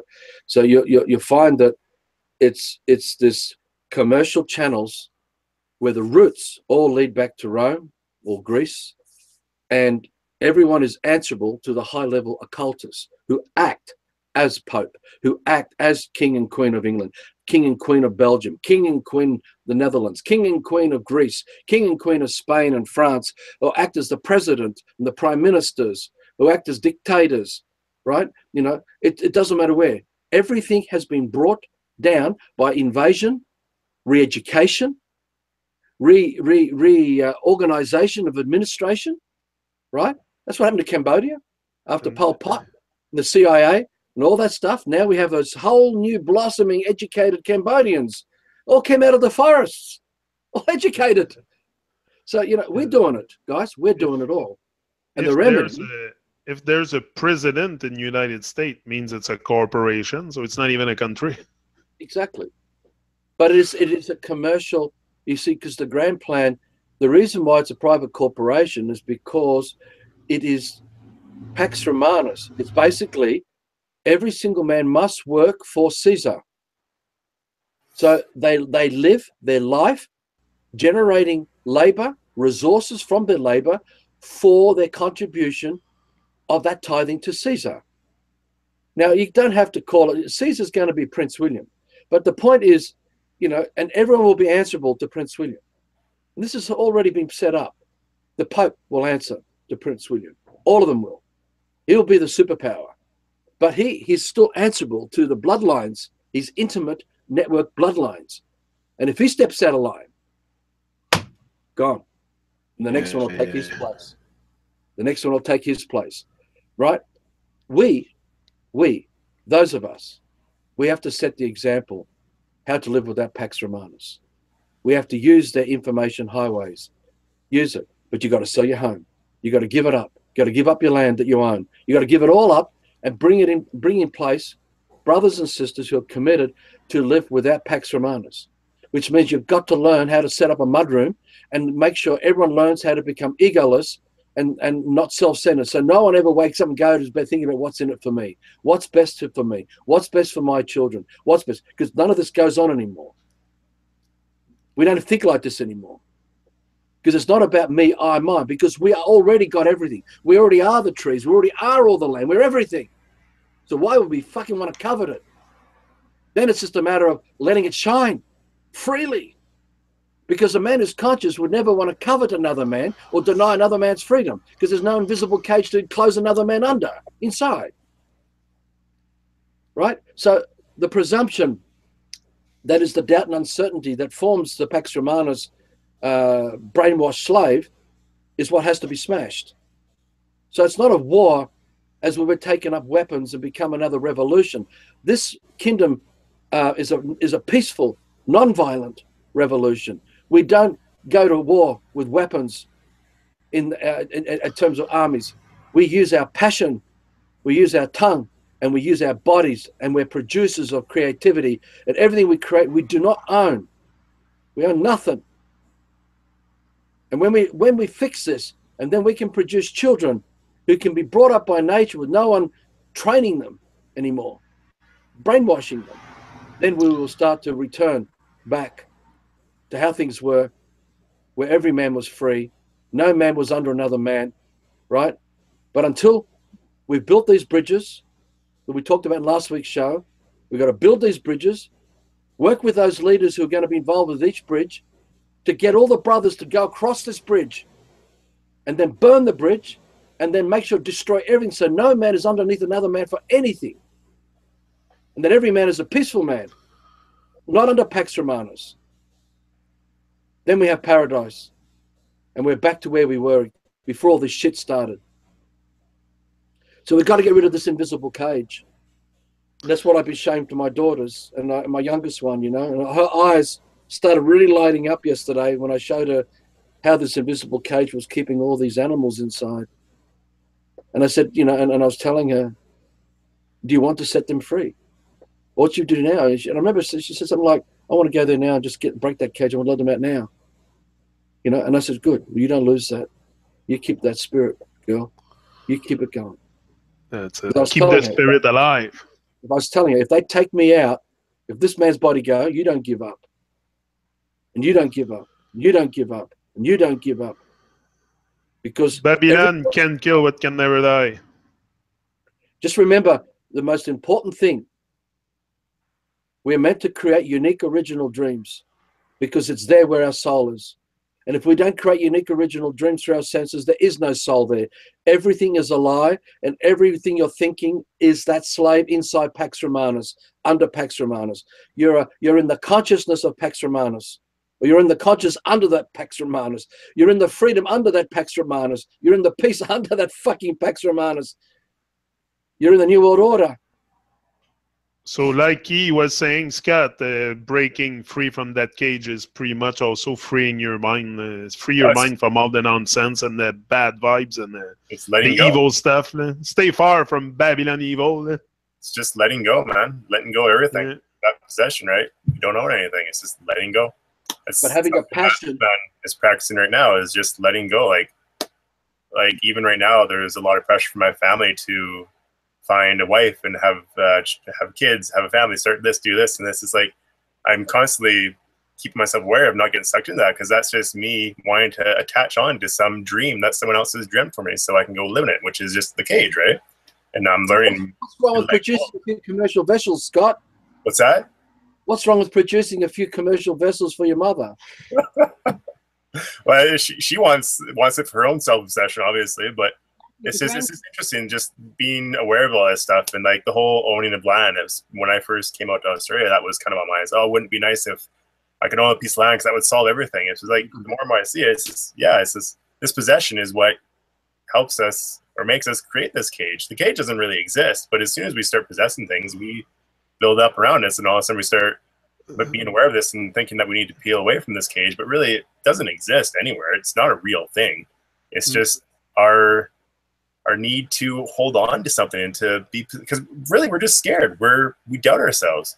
We doubt that we don't have everything we need. That's why, like, I can only imagine when Arthur said, no, you got to sell up everything. You got to do this. You got to do that. How many people are going, whoa, holy, whoa. Because automatically they're going, me. What about me? I'm not going to sell everything. I worked so hard for this. It's mine. I put all my life into this. It's like, well, yeah, now that's that possession. So why not just all this energy that you put into it, set it free. Give it to your brothers and sisters. Because when you give it to your brothers and sisters, you're sharing freely this abundance. It's naturally going to come back to you. And when you do that, that's true. That's living out of the cage.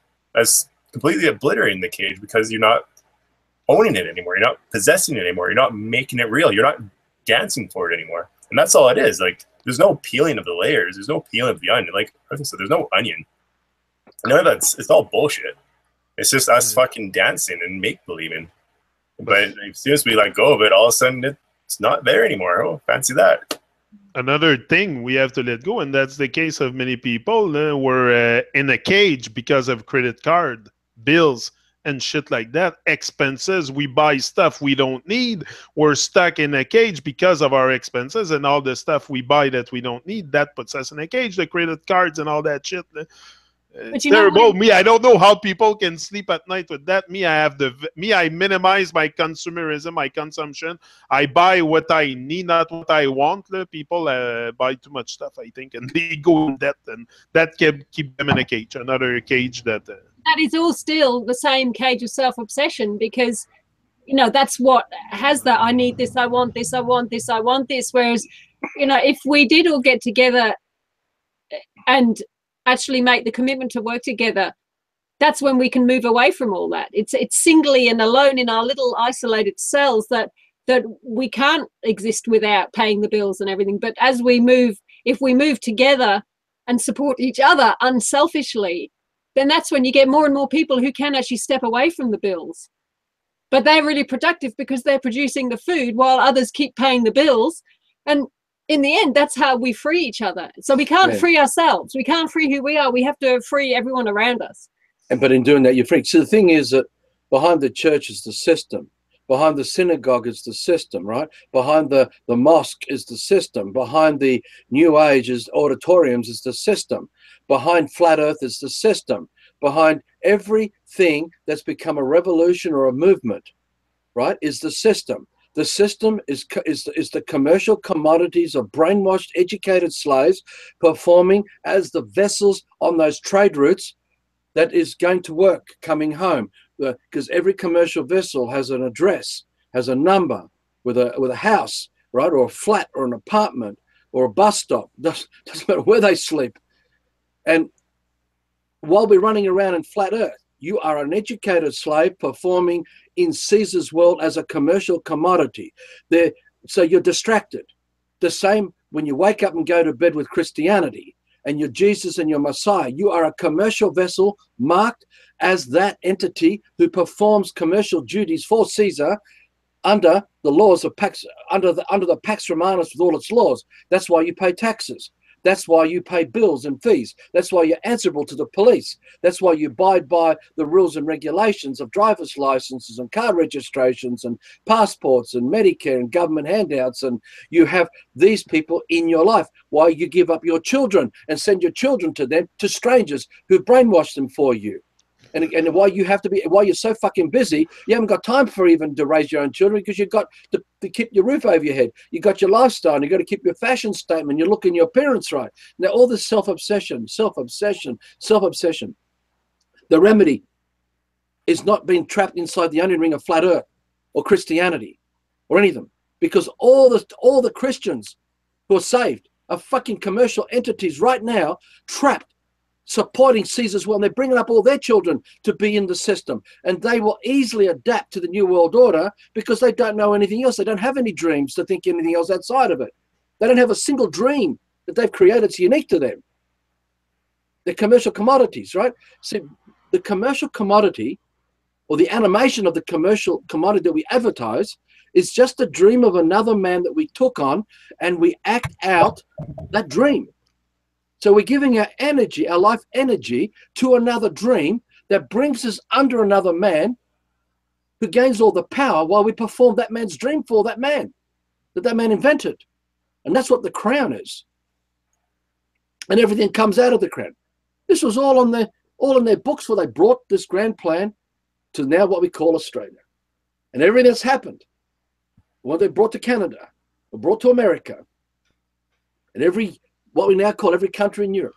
It was all originally just tribes of man and land amongst food forests, magnificent lands and rivers before we stuffed it all and brought the firmament down and brought the waters out from the earth, and that filled up all the lowlands and annihilated. So now we've got oceans and seas. We never had oceans and seas till 1,200 years ago, guys. All this carbon dating and evolution is all bullshit. It all happened recently. And there's no beginning. People think that somehow there was a beginning. There's never been a beginning to who we are. See, if the cage is invisible, that means people don't see it. People don't know that they don't know, and they don't know. So it goes far. It's like the lies and the deception in the world. People don't know what's going on. So we a cage. I didn't even know I had a cage over me. Before I listened to Les Brown, the motivational speaker, telling me to live my freaking dream, I wasn't even asking myself the question, do I have a living dream? So it's deep. It's freaking deep, the programming we're under. I lived it myself, the freaking cage, and I think I'm still in it. I'm trying to break free from it.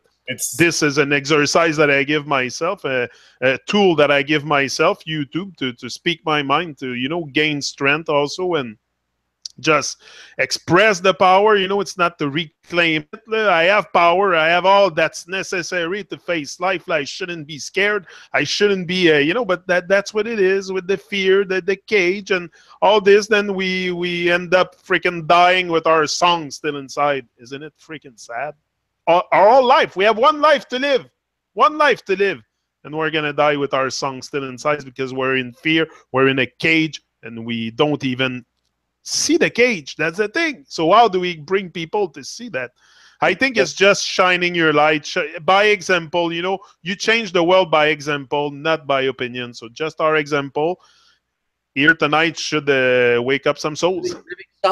Living substance. You know, when you're producing vegetables and you're giving it to your neighbors freely, that's substance. It's a living substance, and with your thoughts and intentions. And this is, you know, it comes again. The reason why I mentioned at the beginning of the show about the neighbor across the road. You know, I'm looking at these people, and they're really good people, truly good people, but they want me their slave. They want my children to be slaves. They love the slave system. They love the street with the commercial numbers of all the houses, and they hop in their car so she can perform her commercial duties as part of her joint entertainment of those commercial duties. But she wants me a slave. She wants my family to be a fucking slave. Now, broaching the subject with her, well, that's challenging to talk to someone who's in their 70s, you know, heading towards their graveyard. You know, they've got children, you know, they're in their 40s and, you know, 50s. You know, and I've got to know some of them now. I got one of them I'm talking to and talking. He's probably even watching some of these now, these videos. But the point is, at some point, it's that militaristic, that militant attitude, but without the commercial side of it.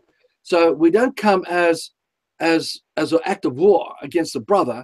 We come as a firebomb of love. Of unconditional love, intense, where there's no dimmer switch on us. We've not dimmed down. We are just radiant. And if they can't not handle it, let them burn in it. It's not our problem. Because if we do not radiate, there is no light anywhere. So we are the example. We've got to create that example, how to be, and let children know that you are unique and original. You're different. We cannot define you. No brother can define us. So ignore all the emotions of everyone when they make opinions about you, what they think about you, how he looks, how he talks, how he acts. Fucking ignore it all. It's all shit. Right? Because that's how they keep you down. And when you get sucked into that, you're still trapped in that invisible prison. Because it's only those in the invisible prison who talk to you like this, who talk to others about you like this.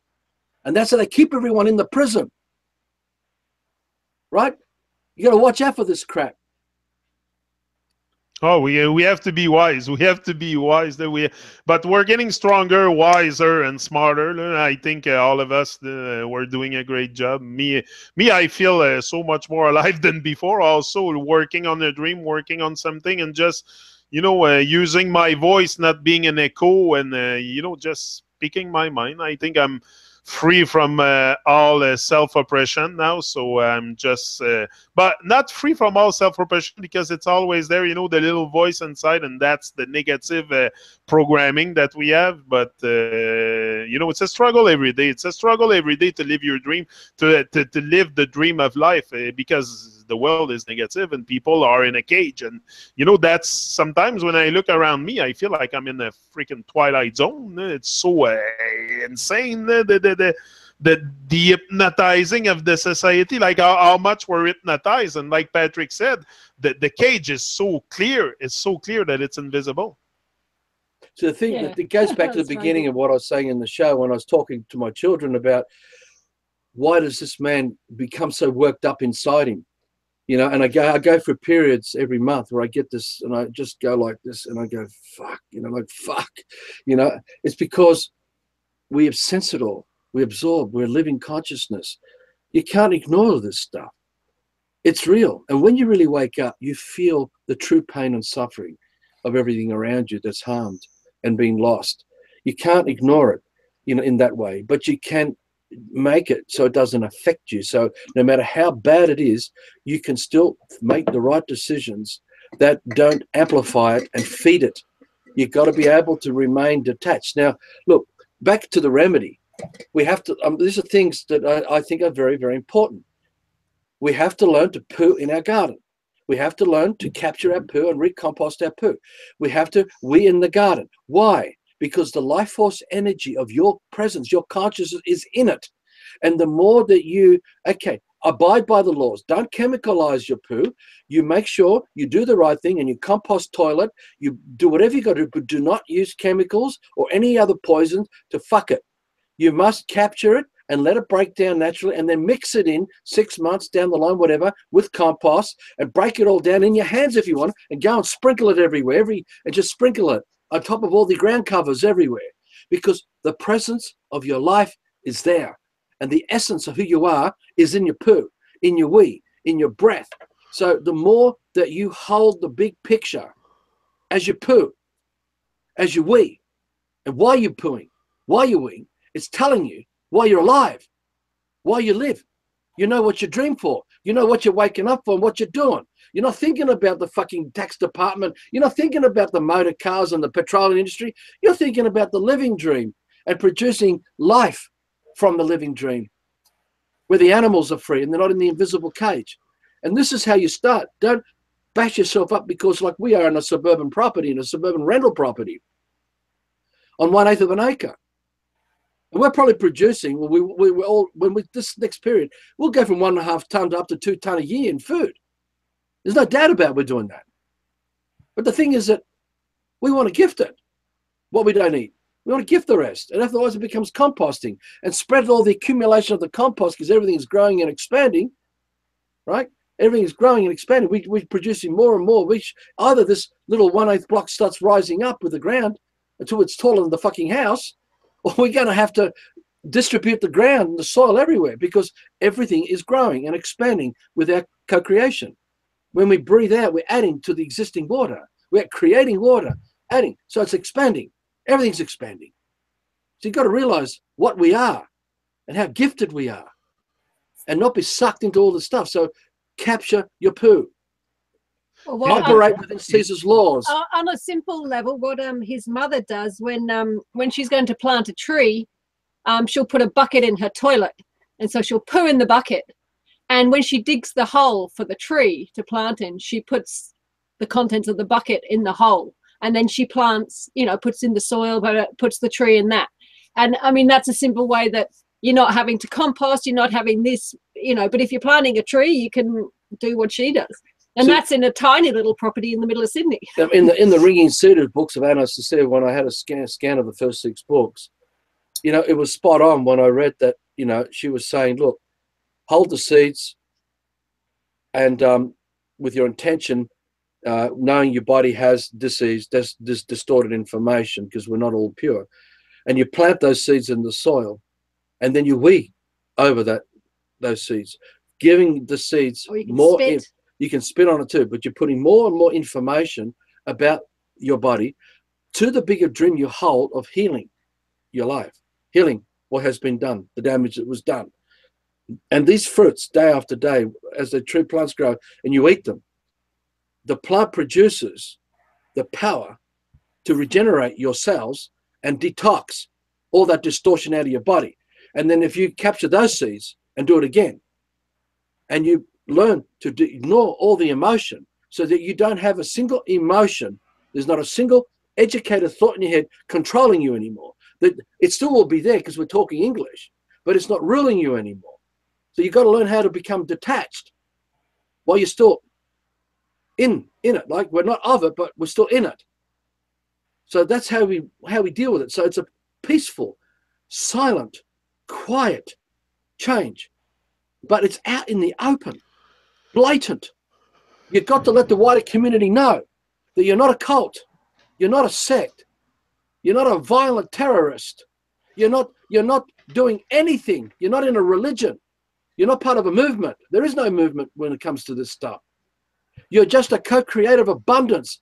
All you see life is a gift on a do no harm path, and that's it, right? And you just spread that out to inspire other people, because then there's your community immunity. Because when the wider community benefits from the abundance of your creation, and they see that you're not a threat, and you don't take drugs, you do not take drugs. You do not smoke dope. You do not drink alcohol. You don't take booze. You do not do anything to give the Masons a reason to attack you and bring you down before a community to show you that you're just scum and shit.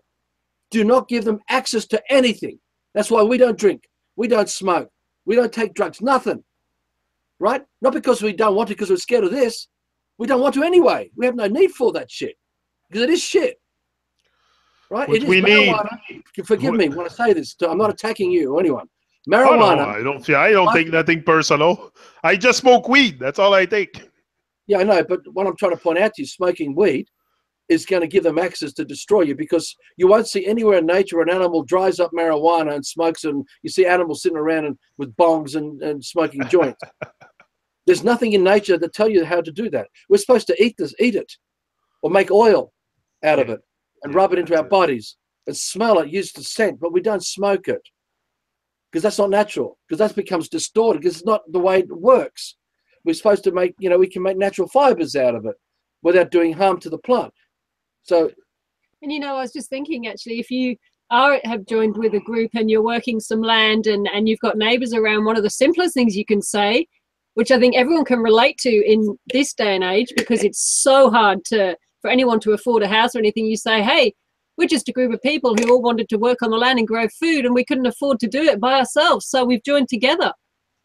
And people will relate to that, partly because they all feel the pinch of trying to afford a house and trying to afford a bit of space in this time, but also because so many people came from immigrants who did just that when they, like a lot of the Greeks, Italians, etc., when they arrived in Australia, 3 families would live in one house. And they would work together and pool their resources and buy another house. It's something that's in our closer history, as it were. Most of them are multimillionaires now. Yeah, they've done really well. But in terms of just relating it, getting people who still haven't got their heads around, we can move away from the system. If you put it in those terms of, hey, we just joined together because we couldn't afford to do it by ourselves, instantly you're less threatening. You're not a threatening thing of, hey, we're here to change everything and we want to do something. It's just so part of the steps of kingdom, and the mudroom, it's really important that you are shining brightly with that passion. Let the wider community know who you are and what you're all about.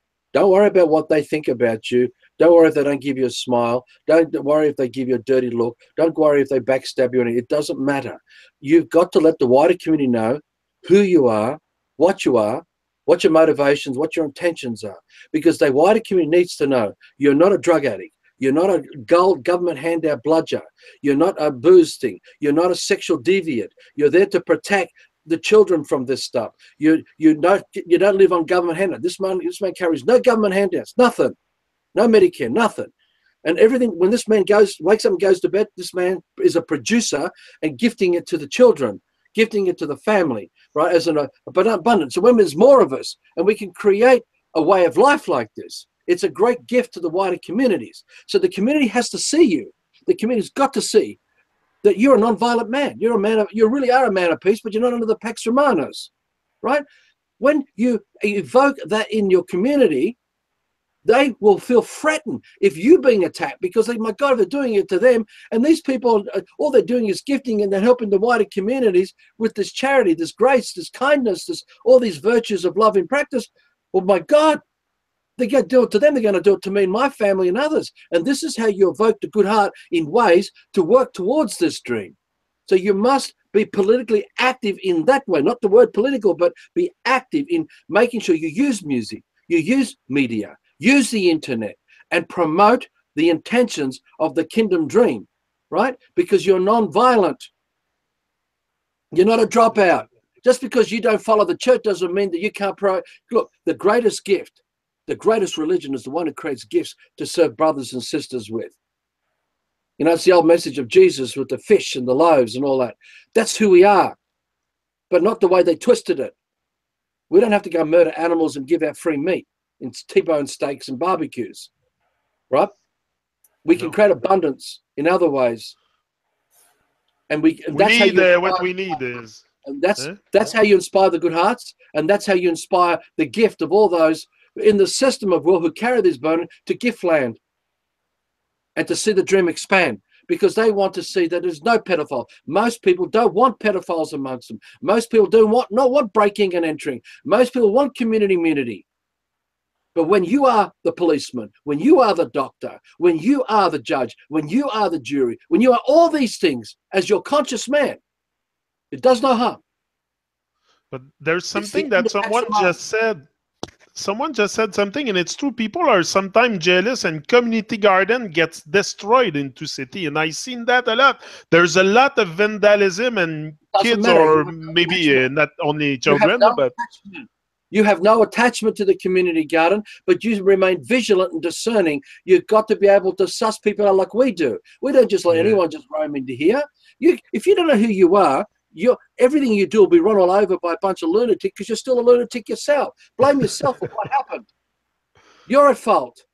And you know what? You can use events like that as well to inspire that community immunity among people who do care. There was a situation I read about quite some years ago now in a very, very rough part of Sydney, where literally everyone shut themselves in their houses. Everyone was afraid to go out at night. Just the gangs were out at night, and I think someone working for some government thing. He moved in with his family, and he started just inviting people to tea, to come around, have a cup of tea, have a chat, etc. And he started doing this, and gradually what happened was people started to get to know each other a little bit, and it was just a couple of streets were transformed, because then a bunch of the fathers got together and said, right, we're going to patrol the streets at night. that's it. And they would walk out in the streets every night, and so the hooligans started staying away because they knew people were going to be there observing them. And the little grannies who were too frightened to go out started being able to go out to the shops again or go out somewhere because they knew that people were watching. The same thing, you get a situation if you start a community garden and it gets vandalized, use that as an absolute tool. Right, we're going to not let anyone stop our community garden. We want our community garden. We want to keep it flourishing. We want to be giving food away. So what are we going to do? Do we form a watch? Do we all take, two of us come, one each take a night a week? That's it. And we come and we sit here. You can use those sort of things as a huge tool for forming that community immunity. We had in Australia a thing called the Cronulla riots, which happens, I don't know, 7 years ago now, 6, whatever it was. And what happened, what brought it about, which involved thousands of Australians who rose up, was the fact that Anglo-Saxons, mainly girls, were being raped by ethnic minorities, particularly Lebanese. And or just really sexually harassed on the beach. It was a beach area. Yeah, but no, there was a lot of, there was rape well. and all this. It was really nasty. And there's a region in Sydney, which involves places like Canterbury, Lakemba and all that, where Australians started to target these ethnic minorities that were responsible for these attacks. And so what happened eventually down in Cronulla, which is a beach in the southern part of Sydney, it just happened. Unpremeditated. It just happened. Australians, word of mouth got out because this happened down, and some attacks happened by these minorities on innocent people, and word of mouth spread so quickly, and within hours, hundreds of Australians appeared with cars, with steel bars, all kinds of weapons, and they started going after these people and bashing them. Then they didn't stop there. They drove in large groups to Lakemba and Canterbury in these areas, and they went into these streets and they started smashing doors. This has happened. The police lost control. It became a point where there was going to become military curfew. You don't see this in the media, but there were many Australians in large groups going in the street and smashing every door down, going inside these houses and hunting out these people.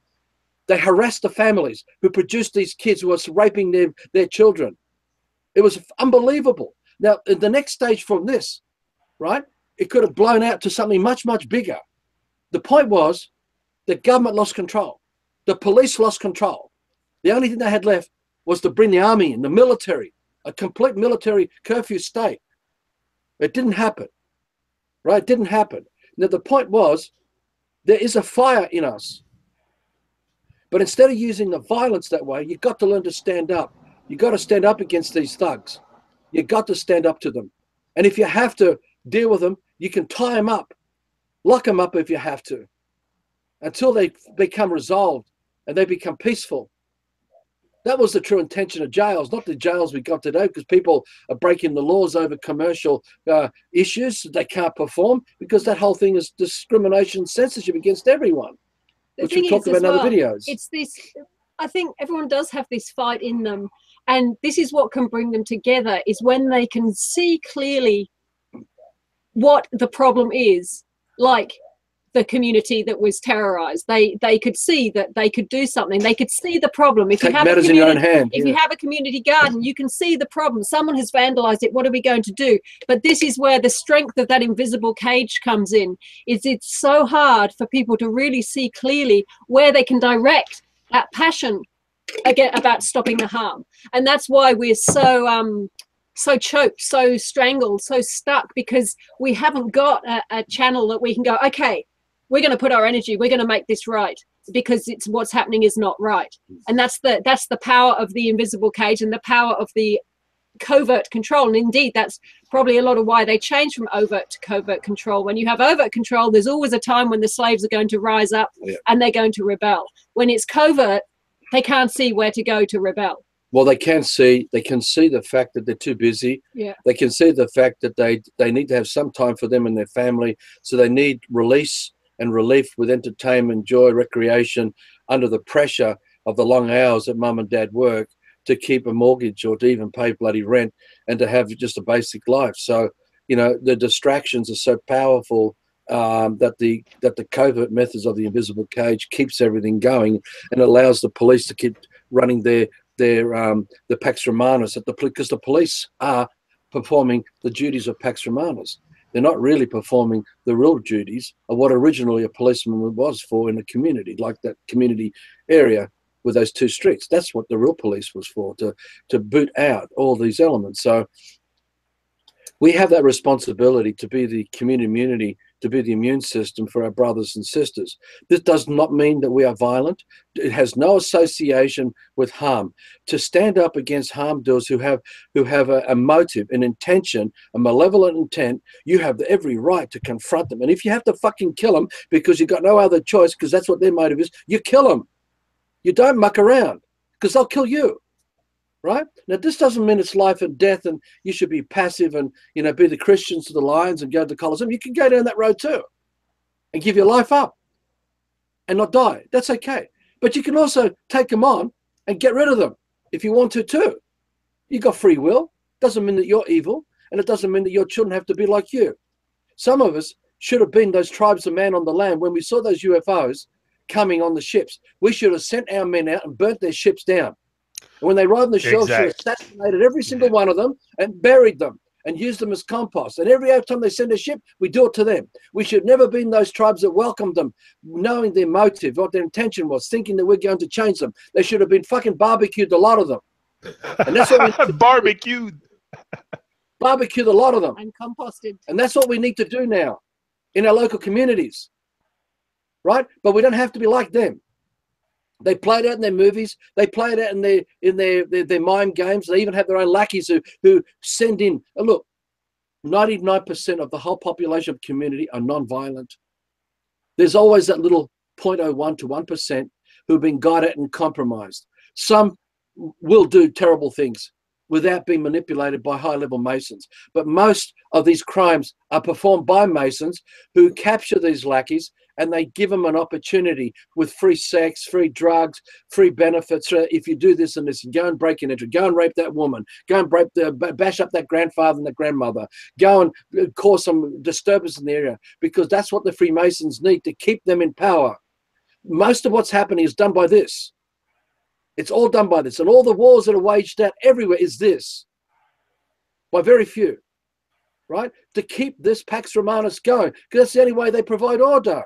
It's that order that gives them all the power. While they have the order, everyone is that orderly slave producing the tithing gifts to their masters. And the best way to control a slave is to keep them reactive.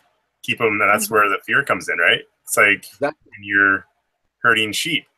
You herd them with dogs to scare the shit out of them so they don't have time to think. So they're reactive, because as soon as they're reactive, you can control a situation if you know how they react. It's no different to how they keep us as slaves. They just control the situation, make us reactive with the fear, with the lackeys going out and causing these disturbances to keep people on the edge of their seats going, oh, what's going to happen next? Oh, this, keep them reactive so they can come in and control them and direct them and divert them wherever they want, wherever they see fit to keep the control going. Exactly. And that's why the kingdom dream is so important, because with the kingdom dream, you're setting the example how to live without this Pax Romanus or all the psyops that come with it. Because then you're putting it on the face of the police officers and the military and all the people involved in the agencies of Pax Romanus. That you're telling them, look, we've taken responsibility for our own life. Don't you not want us to take responsibility for our lives? Are you saying that we're your slave? Because if we're not taking responsibility, are we your slaves? They can't admit it. Under this covert system, they cannot admit it. Their judges won't admit it. No one will admit it. It's done by default, by proxy. It's very cunning how it's set up. But when you do it out in the open, with many of us together, and you do this to provide community immunity amongst brothers and sisters, and everything we do is to produce abundance, and that's all we live, and we gift it freely to benefit the wider community. So you're producing the highest quality food you could possibly eat, the highest quality liquids you could possibly drink, that nurtures and heals, and you can provide services and benefits that are all free to the wider communities. You start breaking down Pax Romanus everywhere. You break it down, but you must have that passion not to back off. You must persist until you go to your grave, not that it is your death. Because the most, I think the most powerful thing is if they come onto the land and they say, all right, we're taking this man away, that 100 of you say, okay, we're coming too. And you all go down to the police station. Or they come on the land and they want to shoot half of us, then they shoot half of us, and then another half come up and say, okay, we're taking their places now. Are you going to shoot us too? You know, how long before those holding the guns are going to say, I can't do this? Yeah. They have a conscience. They have feelings. They're family people. They can see children playing. They can see this. They can see there's no harm happening. There's only a certain amount of time, but that comes back to that selflessness of, are you prepared to say, hey, I'm going to go all the way, and if this body that I'm living in goes, but that means that others can take my place and carry on the dream, then yeah, because the choice is, do you want to be a slave or do you want freedom, real freedom? Because that's what it comes down to. So there's your production line of good-hearted men who stand up for this, right? Look, the Freemasons know these things too. They've developed all these skills. That's why you got NATO, why you have United Nations, why you have the 1 million Chinese army, because they go into countries to provide the enforcement, because the people, their own soldiers of their own country, in the end will give up and drop their weapons because they don't want to be killing their own people. They don't want to be killing their own community and detaining them when they know that the whole community is real. This is why the tactics are very cunning, because they always send in the Americans into Afghanistan. They don't use the Afghanistans to destroy Afghanistan. They'll bring the Americans in and bomb it. They'll bring the Americans into Syria and to Libya, or they'll bring the Germans and NATO in. They always try to delocalize something and bring in something greater, because they manipulate the media and they manipulate the story to bring in something bigger, to come in and force change to the local community. So they know this truth of this. That's why you don't have area managers who stay in banks for too long, because they don't want them to build relationship with the local community, because the conscience starts coming into things and people start talking. So they don't like the police who have a conscience. They usually move them around. So everything gets moved around everywhere because they can't let this blossom. But when you know what you're doing with the kingdom, you do this anyway, and you defeat this. Because at some point, the extension of the genocide of a kingdom is at the cost of all of man across earth if we use the internet and the media to play it out. Because it all comes down to the bottom line. Do we have freedom or do we not? Are we slaves or are we free? Which one are we? Who are we being protected from? If we don't have the problem in the local area, why do we need you in our lives? Can we not take responsibility for our lives? Who says anyone owns the land? Who owns it? Where's the land title office to come forward and say, yes, I am your Pharaoh. I am your ruler. I dictate to you what you can and can't do on this land. There is no man who'll come forward. It's a trick. Always is a trick. Everything about their system is a trick within tricks. There's no judge that can rule another man's conscience. They have to deceive you through proxy and by default. They're very cunning how they set these things up. We do it because we're stupid, because we don't remember who we really are. And when you know who you are, that passion lives, right? They come to peace with you because they don't want to validate what you're doing, because they don't want to be seen as the bad guys. The high-level Freemasons run. They run. And then you just got to break down all their lackeys, which is the large forces, all their men and women. Most of them will be mothers and fathers. They will have children. They'll have connections. Don't worry about the transsexual stuff of lesbians and all that in the military and in the police and gay and all that. That's there. But they have good hearts too, in spite of all that sexual stuff that's been done to them since they were in the womb. There is a good heart. But does the good heart want to live in an invisible cage? Or does the good heart want to live in no longer in a cage for any man? So that comes down to the question. With what you guys were talking about before with the kingdom, and if people come in and they kill off half of us and another half step up, and you mentioned this once before too, Arthur, about how when the good-hearted actually have the blood on their hands and they can see it, that's all of a sudden, that's like a holy fuck, what am I doing?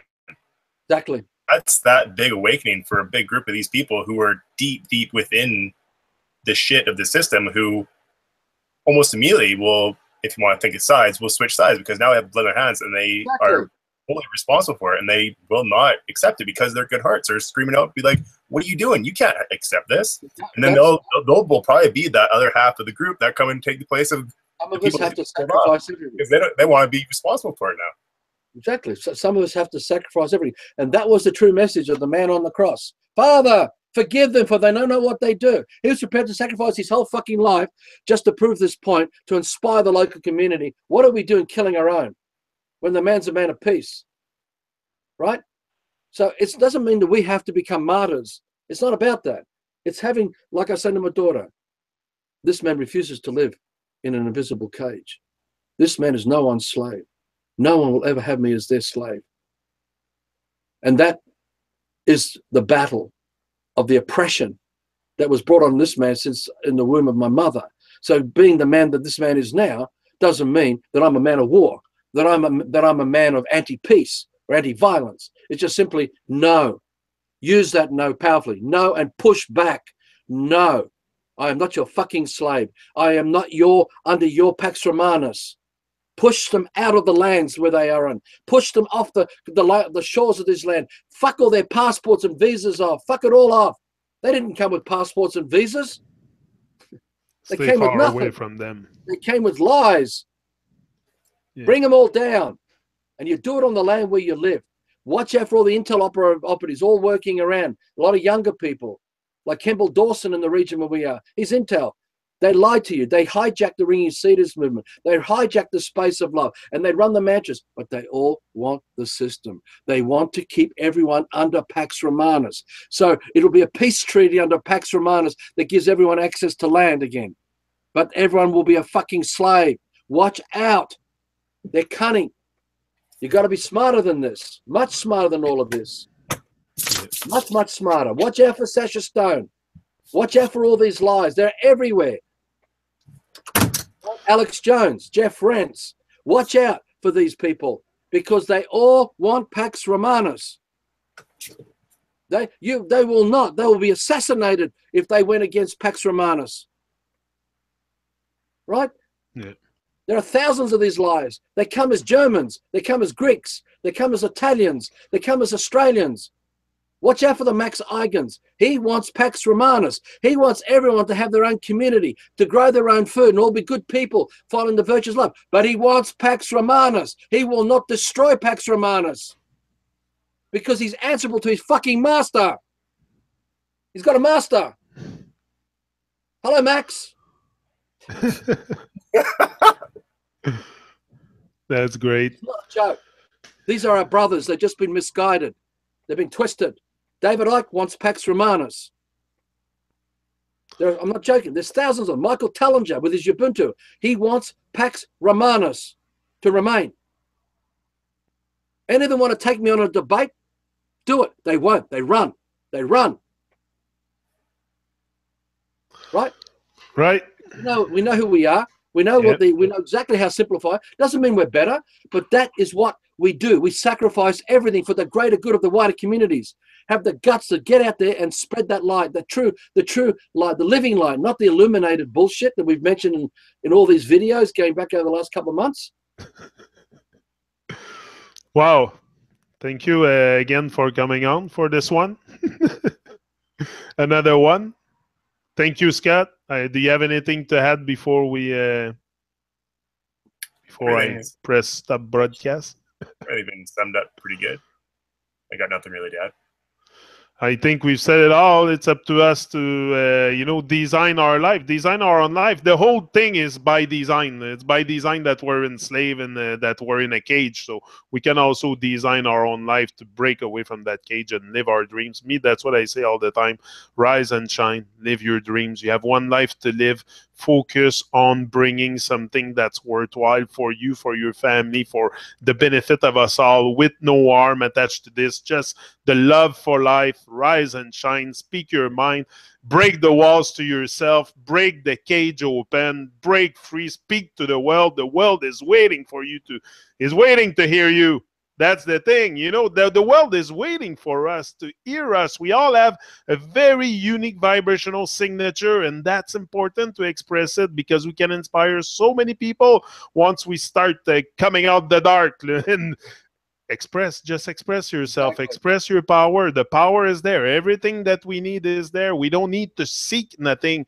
That's the thing. We're seeking what? We're seeking what? Lies and everything is there. Everything is there. That's what I think. That's what I've realized by taking action. But you must take action. Talk is cheap. We know that. But here we're men and women of action. We all take action in our respective life. So we're not just talking. We're taking action constantly. And that's to inspire. I think the world will be changed by our example. My opinion on things doesn't really matter. And anyway, people don't really remember what we say. It's the way we make them feel and the way we inspire each other and each one to each one and put the ego aside and all the nonsense. And we got to go back to the love for life. Exactly. Just remember that no man is master of another man, which means don't let another man's dream be inside your head ruling you. Watch out for these alphabet thoughts dictating your movements. You've got to learn to recognize them and detach from them while you accelerate, so you expand your passion for the man you really are. And be that. You're not answerable to anyone. You know everything. Arthur, everything in nature expands constantly. It's just us. We're on pause. We're stuck in a cage. It's time to break free and expand like nature does. Boom! We're out. We'll be back next week.